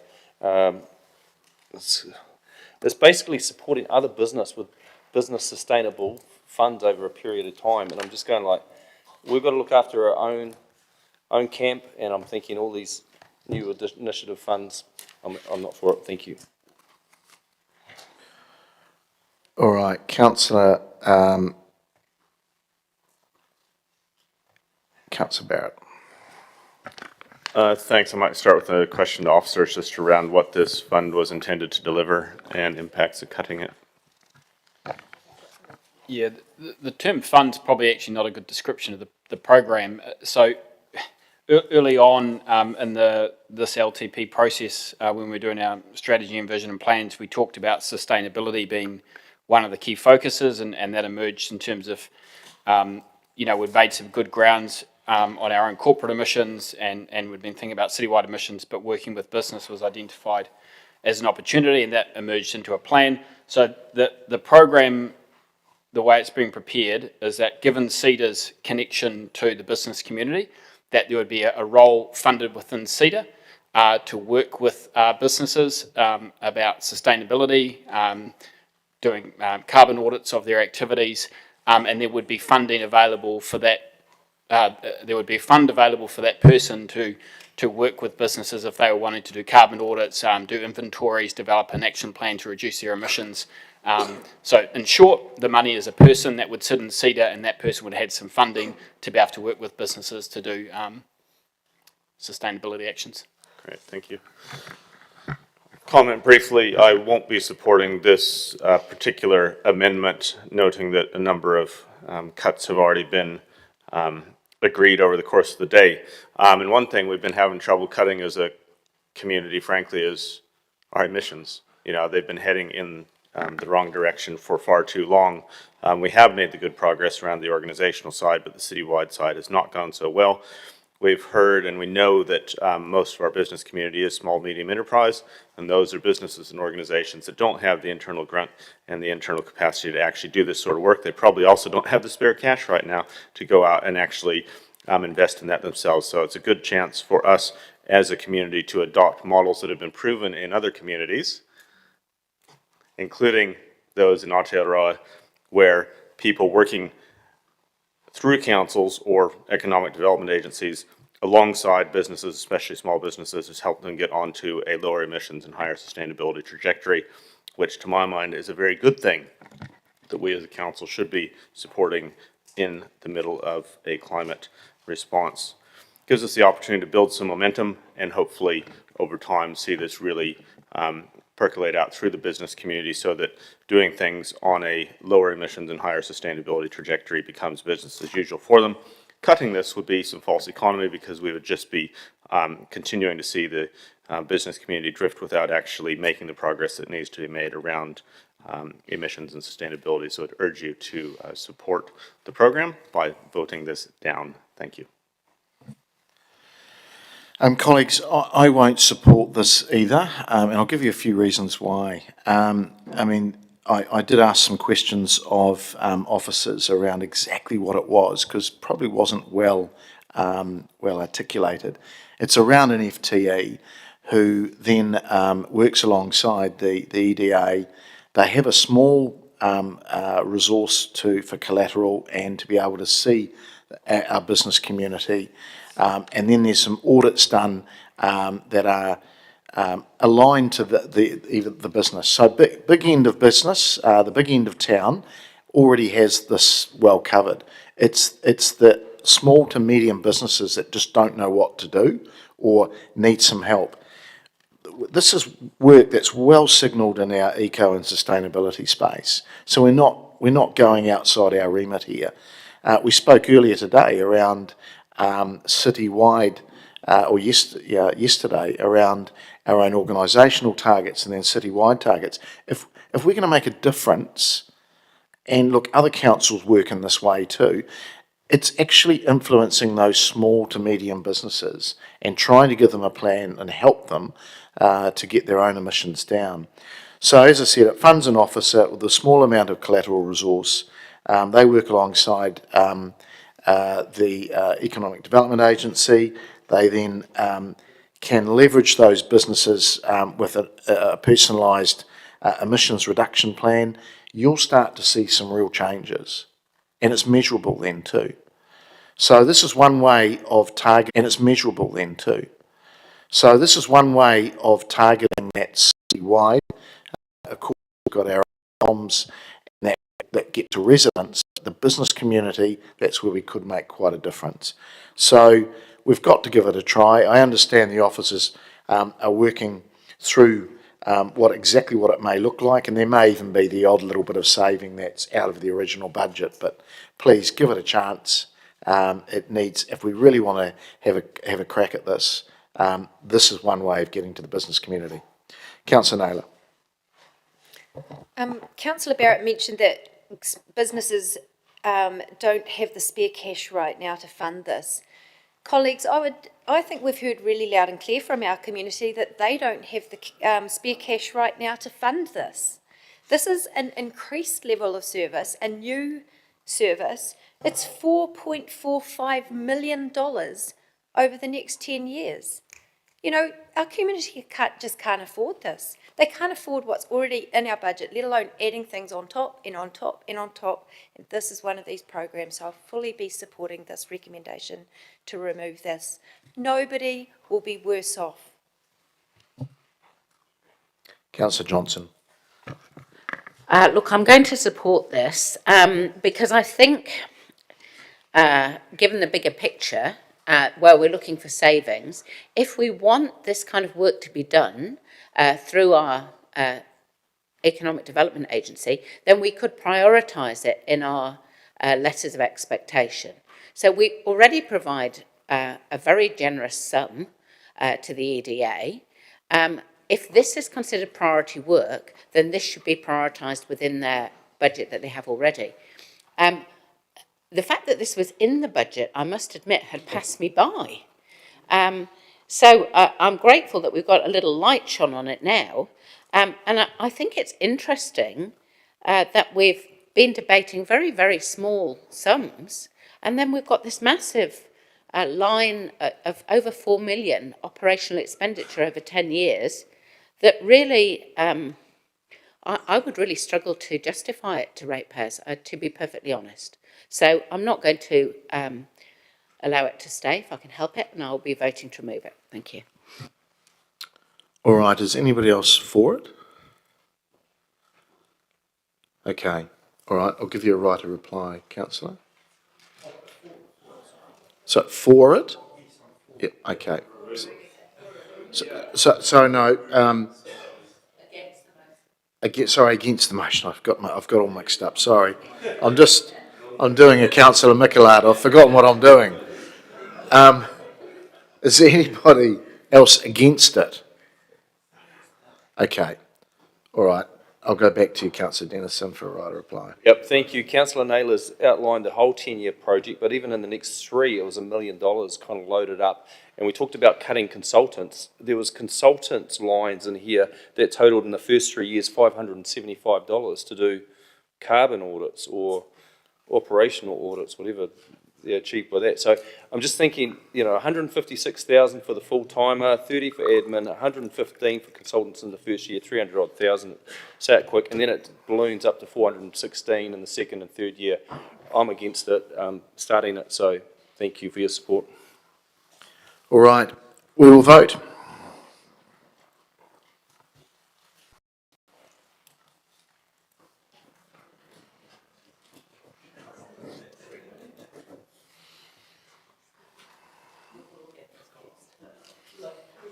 That is passed, 13 votes for and 3 against.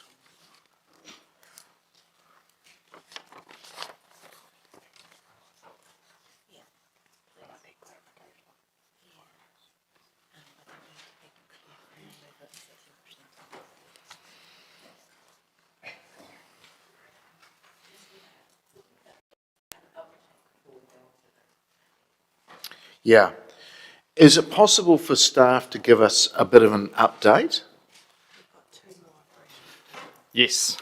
If we could put the graphs up on the screen, that would be. So currently for year 1, we're sitting at 10%. Year 2 is 9%. Year 3 is 8.4. Year 4 is 10.3. Year 5 is 6.8. 6 is 5.3. 7 is 7. 8 is 5.8, 9 is 3.3, and 10 is 4.1. Yes, that is live. Thanks, Grant. And can we flick to the capital tab too? Yeah. So excuse me. So the other thing that we've been doing is the capital program has been moving, and I think this was Councillor Naylor's question a little bit earlier, is the consequential OPEX of those capital programs. We have actually been adjusting that as we've gone. So where a program has reduced, we've been reducing consequential OPEX and so forth as well. So that is also all included in those outer year numbers.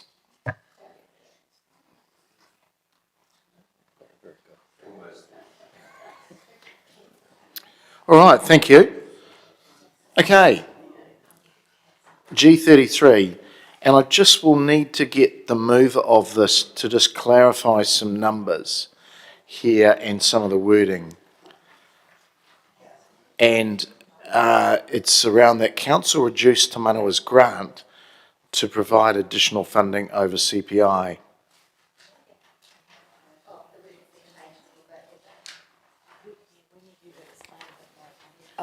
Okay, it's not quite the wording that I had proposed, but I can talk to it.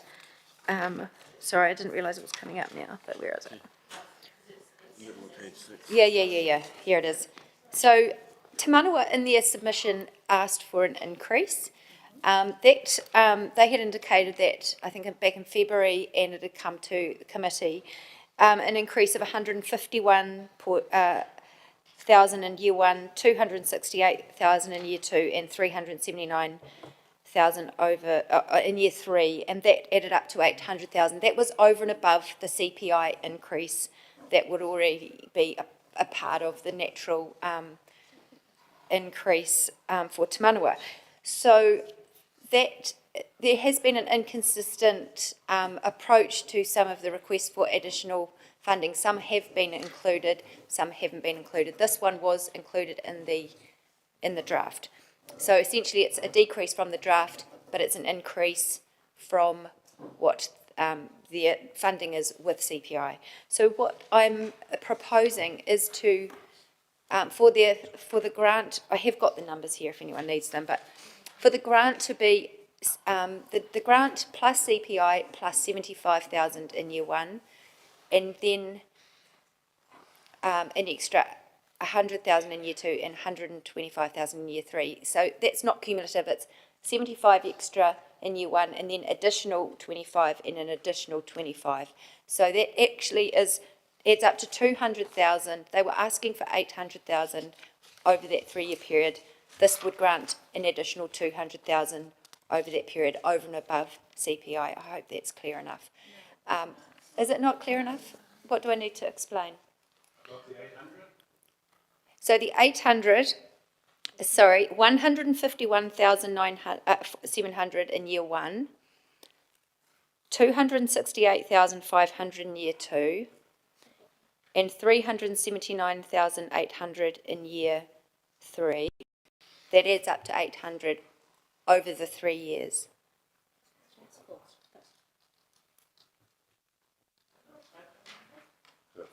Well, sorry, what? Yes, that's what's, sorry, I've got it here. Would it be helpful if I found it? I went back to the February committee and took a screenshot. I'll just find it if that's helpful. This one's not a program. This one's not a program anymore. It's in the core operating budget because it's something we continually do. Mr. Mayor, can we get an officer to comment on this, please? Yeah. Leaving it till tomorrow, that would be fine, because this is incomprehensible. Through the chair, just wondering, councillor, whether or not we can flesh out the detail of this and then bring this back tomorrow morning. Yeah, that's fine. I'm happy for this to come back tomorrow if that's preference. I can send the Just checking with information. the chair that the mayor might be happy with that. Yeah, okay, we'll bring that one back. We'll just move on to the next one. Okay. This is a new one that came through, so they won't have it. This is a new one, and it came through today, G34, and that the climate change mitigation and adaptation operational budget total be amended to 726k in year 1 and adjusted for inflation in each year thereafter. And I'll go to Councillor Wood on that. Yeah, I'll explain what this is. So if you go to page 95 of the activity text and budgets, you'll see in there under the climate change mitigation adaptation activity financial statements, there's 3 main expenses. Now these are the summaries, so these encompass a whole lot of operational activities. So these are the total budgets. You've got support to environmental groups, sustainable practices, climate change mitigation and adaptation. So what I'm talking about specifically is the budget that is identified there on page 95. And that encompasses a whole range of programs which we don't have full oversight over. So I asked officers questions around exactly what this would do, because what we can see in this budget on page 95 is that was a total of 242,000 this year. It is proposed to increase to 983,000 next year and up to $1 million the year after that. I'd also note that sustainable practices has seen a decrease of about 70,000, so there perhaps is some reapportioning going on in there. So when I asked officers what this funds, I was given a whole range of things. Some of it is labour costs, some of it is training. They also said some of it is increasing levels of service and increasing programs. For example, $100,000 to support low carbon fund project investigations, an increase in the remote monitoring budget, and an approximately $100,000 professional services budget for specialist advice on future translocations, peer reviews and mission models, as is indicated. I think this Chamber's made a very clear view today that we do not want to be spending more money on professional services. In fact, we want to be spending less. I see that there's a few areas in here where there are increases that we don't need to do, and we do not need to increase that level of service. And so I am proposing something really progressive, that we triple the climate change mitigation and adaptation budget from last year to this year, just not quadruple it. And so I noted it going through the budgets that it was a significant increase. I also want to note that support to environmental groups has also over doubled, according to that line, 173,000 to 368. So we are significantly, as a council, stepping up our game in the environmental space, and I fully support us doing that. What we've seen with Cyclone Glabrian and we've seen with climate change impacts across the country have been severe, and I do believe it's a space the council needs to play in. But do we need to quadruple that total budget? No, I don't think so, particularly in a difficult economic time that our community is facing. I think it is sore comfort to somebody who is struggling to put the heat on or put food on the table to say, we quadrupled the budget, we didn't triple it. And I think with the answers officers have given us, there are some programs in there that we can reasonably reduce without having a major impact on our ability to deliver on our commitments and deliver on our obligations. So I hope this is something as a reasonable reduction that isn't going too far in increasing our budgets and levels of service. So I hope you can support it for a saving of $242,000, otherwise known as an increase of 3 times from this year's budget. Okay, Councillor Johnson. It's just if we could have an officer comment on impacts, that would be helpful. Yep, just go to you, David. Yeah, through you, Mr. Mayor. Just to clarify, so this is the first LTP where we've had a dedicated climate change team. So a lot of the budget that you see in this area was previously sat within the city planning team. So a lot of that resource has shifted from one area to another. So we now have a small climate change team of Adam and 2 staff. So the bulk of the costs that you see that sit within this area are the staff and the overheads. As Councillor Wood said, there is a small amount of budget to support their work. Professional services, $100,000. What I would say is the large majority of the work that Adam and his team have delivered over the last 3 or 4 years has been borrowed and stolen from other budgets. So this is the first time we've had a dedicated climate change team with a dedicated budget to do those inventories and audits, purchasing data, the transfer relocations that went through the Sustainability Committee last month. So while it might look like a significant increase, what it actually is about establishing it as a dedicated area with a team and budget. So sorry, David, thank you for that explanation. But if it were to be cut back, as Councillor Wood has suggested, what impact would that have, do you think? Because that's what we need to understand to help us make the decision. Yeah, sorry, I appreciate that. I was probably providing a bit more context to the earlier questions or comments from Councillor Wood, so apologies for that. Ultimately, it would mean that the team that Adam manages wouldn't have any professional services budget to be able to do that sort of technical work around the inventories, purchasing data, the transfer, because the team does do more than just climate change, as you're seeing reporting through into Councillor Barrett's committee. They're also doing work on transfer locations, biodiversity, sustainability, smart cities. So it would effectively be that technical work that they need to commission that they don't have in-house, just effectively wouldn't be able to happen. Thank you. Thanks for explaining. I'll just get the CEO to comment. Also, just through the chair, just given your earlier resolution today as well about looking at taking $1 million off the professional services budget, you've already asked me to do that. So, so this area would be one of those considerations alongside a whole raft of other professional services areas. Okay, Councillor Barrett. Thank you, Mr. Mayor. That's helpful context in terms of questions. Probably no thanks to Councillor Wood for springing this not on the 11th hour but the 48th hour, and with very little warning. But hey, sometimes that's the way we roll in this chamber. What we've actually heard is that we simply have a fair reapportioning of responsibility and costs within the organization. We know that climate and more broadly environment response is an area that's been underinvested substantially over time. When you actually look at the layout of what comes through in our consultation documents around kind of how much we spend in various areas, it is an embarrassingly small amount. It is a fraction of a fraction that actually goes into the climate change space. And I find it quite remarkable that, you know, when we're finally actually getting to the point where we're getting good transparency in the organization about where costs and activities actually sit. How grim would it be if the reward for that was that it gets the chop? What sort of signal does that send to staff? I mean, my goodness, let's be realistic here.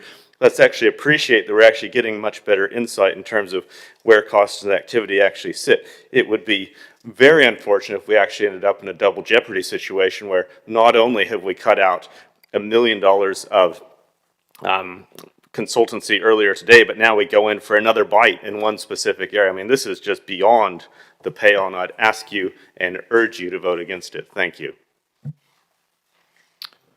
Councillor Johnson. Thanks, Mr Mayor. I'm not going to be supporting this resolution. I think between the answer that we got from the Chief Planning Officer and the answer that we got from the CE, it's fairly clear that this area will already be impacted as a result of the previous resolution that we passed to reduce professional services. So it doesn't seem particularly reasonable to have another bite at the cherry there.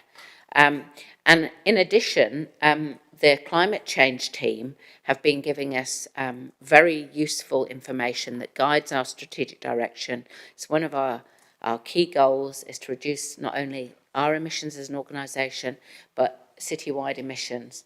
And I think it would be sending the wrong signal to be reducing the resourcing to this team at this moment. So I'm not going to support it. Councillor Naylor. Thank you. I will be supporting this. I think tripling a budget, I don't know any other budget that's tripled, actually, to be quite honest.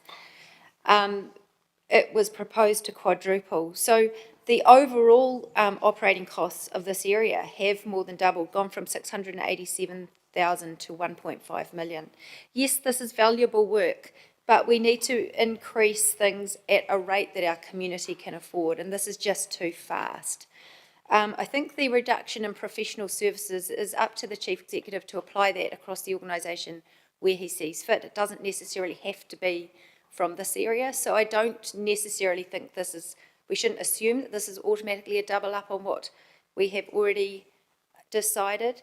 I would hope that if this passes that we would, any implication would be we would understand that better perhaps on the 10th of June meeting, but at this stage I'm very happy to support this, and any further information that comes back that can be considered.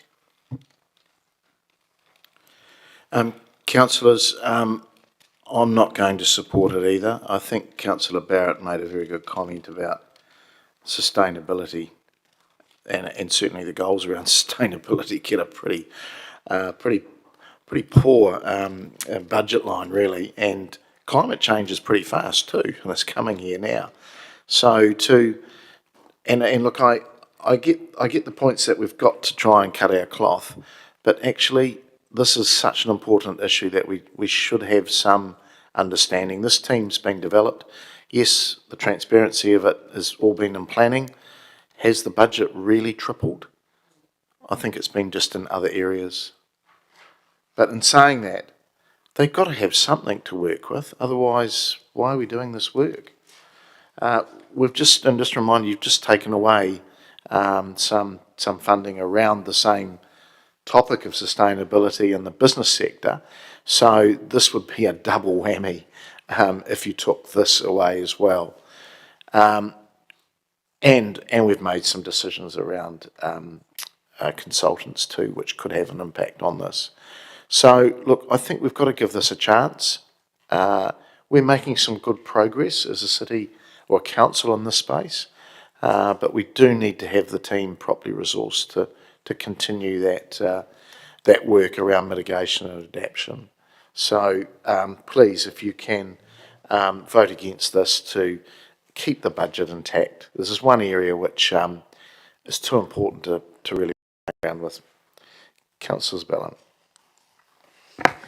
Thanks, Mr Mayor. I completely agree. We've set Goal 4 to be a sustainable and resilient city. We've set up a team to help us achieve that goal, and we need to set that team up to succeed. This isn't what it looks like on paper as just a budget jump. It's clear from the answers we've been given that this is largely bringing together resource that's been scrambled from other places and concentrating it in a place where it can be very effective. If we want to succeed in this area, then we need to make a proper commitment and not cut it off at the knees before it's really got going. Thank you.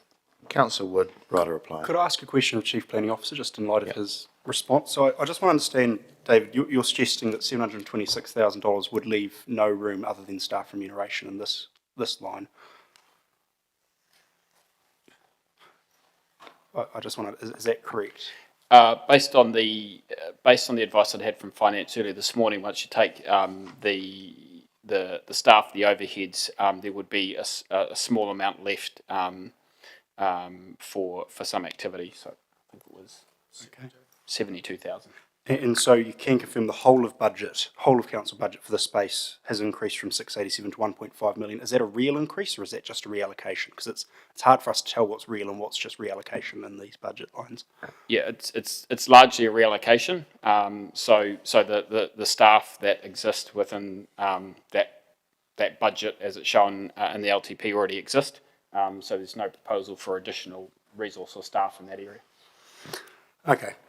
Look, I'll just say briefly, apologies for springing it on councillors. My thinking was there's no point putting this up if there's going to be, if 20 recommendations for reductions have failed today and wasting everybody's time. So I sort of was trying to read the room as whether it was worth doing or not. The advice from staff has come different to what I got when I asked this question and what I was told. So I apologise to councillors for that. So I was under the impression that there was a couple $100,000 in here that was discretionary, particularly around those professional services, remote monitoring and low carbon investigations. I'm of the view that low carbon fund should wash its own face and shouldn't be needing additional $100,000 increases above the $1 million it already gets, but that's my view.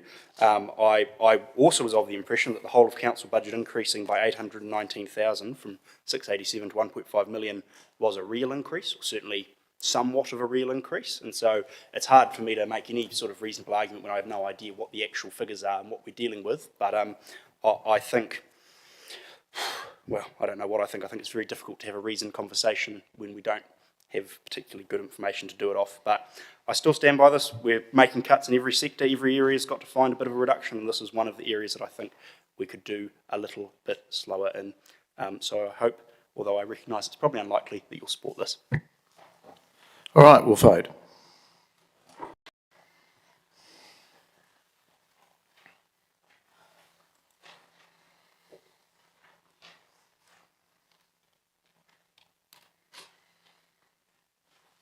And that has failed 5 votes for and 11 against.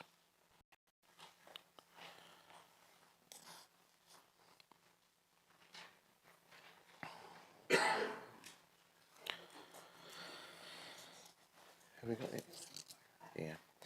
Right, we'll see if we can get through one more. We'll go through to, this is around capital expenditure, adding, increasing or bringing forward. And this is G35, that council bring forward 300k from program 1786, recreational buildings, sports pavilions and changing room renewals from years 4 to 6 to years 1 to 3 for renewals for changing room and park facilities identified as being in poor condition. Councillor Isabellum. Thank you, Mr Mayor, and apologies for the very wordy recommendation here. The purpose of this recommendation is to keep in alignment with that direction that we've had to take better care of our existing facilities before we invest in new ones. This is targeting those 6 facilities which officers have identified as being in fair to poor condition and bringing them up to scratch in a shorter time frame than what's been indicated, so allowing for 2 facilities to be completed a year rather than 1. These facilities would be widely used and accommodate the growing numbers and the growing diversity in which have been male-dominated codes in the past. This is changing at pace, but our changing facilities aren't changing at pace. They're run down and not fit for purpose and too small is what we've been hearing. I am aware that this recommendation will leave no budget in years 4 to 6, but I am noting that the officers have indicated that $100,000 of the annual budget is around $100,000, and that would be sufficient for 1 facility. So what we're really proposing is the net impact is that the same work will be completed in a faster time frame. We've had quite a few submissions, Manawatu Rugby Union, Rugby Football League, Sport Manawatu, they all identified poor facilities and a lack of lighting as major obstacles to hosting tournaments and growing codes and encouraging women and girls to play these codes. So this recommendation is just attempting to be a bit responsive and timely to eliminating one of those obstacles. So it's a bring forward rather than increase, but I acknowledge it does front load years 1 to 3, but it frees up space in years 4 to 6. So just wanted to test that with the room. Thank you. Could I just ask a question of council, of officers? There's, and I admit we've had a couple of submissions around this. There was some answers back to us, but I can't find it. Is around the hockey pavilion, what year that is being done. I understood it was year 2. Am I wrong? Correct, year 2. It is year 2, right, okay. Okay, that's different to what's here in the recommendation. And then Coronation Park was year 3 or 4? Currently proposed for year 3. Okay, all right, well, I'll speak to this then. Look, I think, I appreciate that we want to do things, and again, I'm a real sporting person, but I just think we've got year 2 sorted. We've got to be careful what we're trying to do here. We can't fix everything. So the 2 that came in and that I took real notice of was hockey, Manawatu, and we're doing that in year 2. And I think in the current environment that is probably appropriate. And then Coronation Park in year 3, and that was from Manawatu Rugby League. And remembering that pavilion has had quite a significant increase of level of service, hasn't it, in the last 4 years. So I think we're in the right space. It's good to bring this forward and have a look at it, but I think we are addressing it in a timely manner of years 2 and 3 already. So I won't be supporting this. Councillor Johnson. Yes, thanks for your comments, Mr Mayor. And I thought that Councillor Isabella laid out the case very well, really. But I just wanted to emphasise that this isn't extra money. It's just a redistribution of funds that are in the 10-year plan already.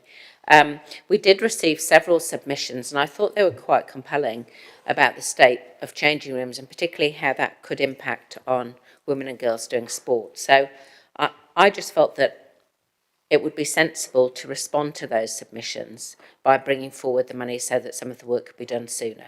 I'm not going to die in a ditch over it, but I think it would be sensible. And it's not very often that I'm seconding a sport recommendation, so you might like to enjoy that moment. It is being recorded. Councillor Harpiter. Thank you. Just a question to the mover. The definition of poor conditions, is that a subjective have we got our hands on what that means, and do officers understand? We'll get the officer to perhaps respond to that. That's based on our condition assessment. So essentially, though, these 6 facilities have a rating of 4 out of 5. If you treat one as being brand new, they're sitting at about a 4. So hence that comment. Thank you. Am I okay to speak? Oh, sorry. Very happy to support it along the lines of what Councillor Johnson said. I think we got quite a few submissions in that talked about particularly mixed codes that couldn't use facilities because it was pretty much set up for men, not for women. So pretty much I'm on the same page, so very happy to support it. Thank you. Councillor Bowen. Speaking in support, Mr Mayor, which probably is outside of 3-4, but I'm just going to keep talking now. I do support this. I think it's necessary, as Councillor Harpiter said. You can try, I've got a big voice. Actually, I think this is overdue. I think we've been hearing this from our community for a number of years now. It came up through submissions really strongly. It came up deafeningly strongly in the sector meeting with our sporting codes.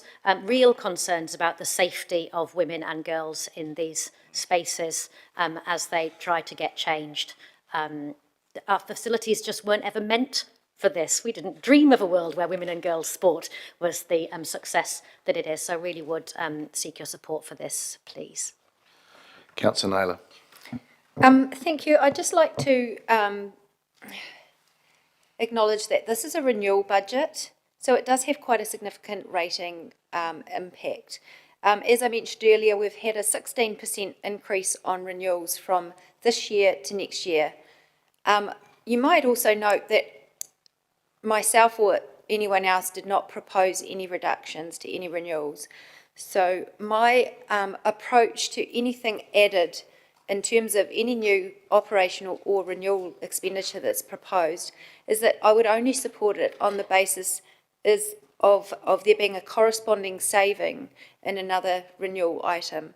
So if there was a seconder to move Program 1242, Central Energy Trust Arena Replacement for Big Screen, out from year 2 to year 4, then I would be willing to do that on that basis, but I'm not prepared to add into the first 3 years new renewal budgets. So I'll be opposing this. Do I write a reply? Thank you, colleagues. Just a very short one, which I was remiss in mentioning, that the facilities put down for year 1 are Mariner Pavilion in Monrad Park, the Hockey Pavilion, ground floor, Coronation Park Pavilion, the ones that we'd be proposing to do in those same years, Hokowhitu Domain Pavilion, Paneri Park and Memorial Park, the buildings that haven't been upgraded.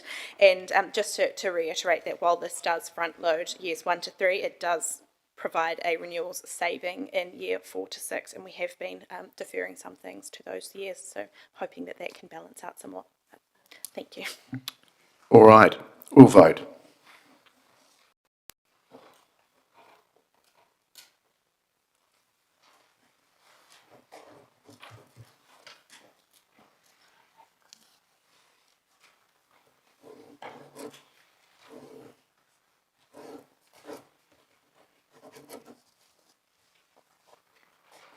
And it has passed 13 votes for and 3 against.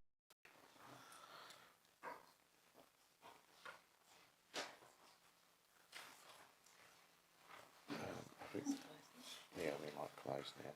Yeah. It's been a long night. We've got the strategic priority grants, and I probably have a little bit of commentary.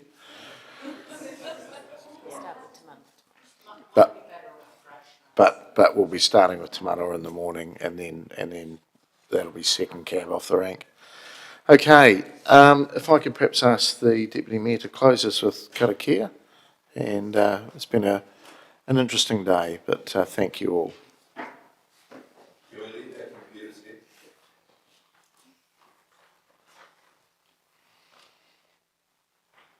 Oh.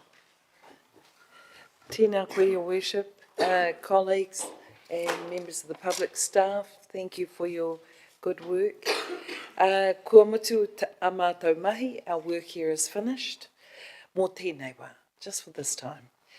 Manakitia mai mātou katoa, look over all of us, o mātou hoa, o mātou whānau, our family and friends, ai o ki te rangi, peace to the universe, peace to us. Kia ora.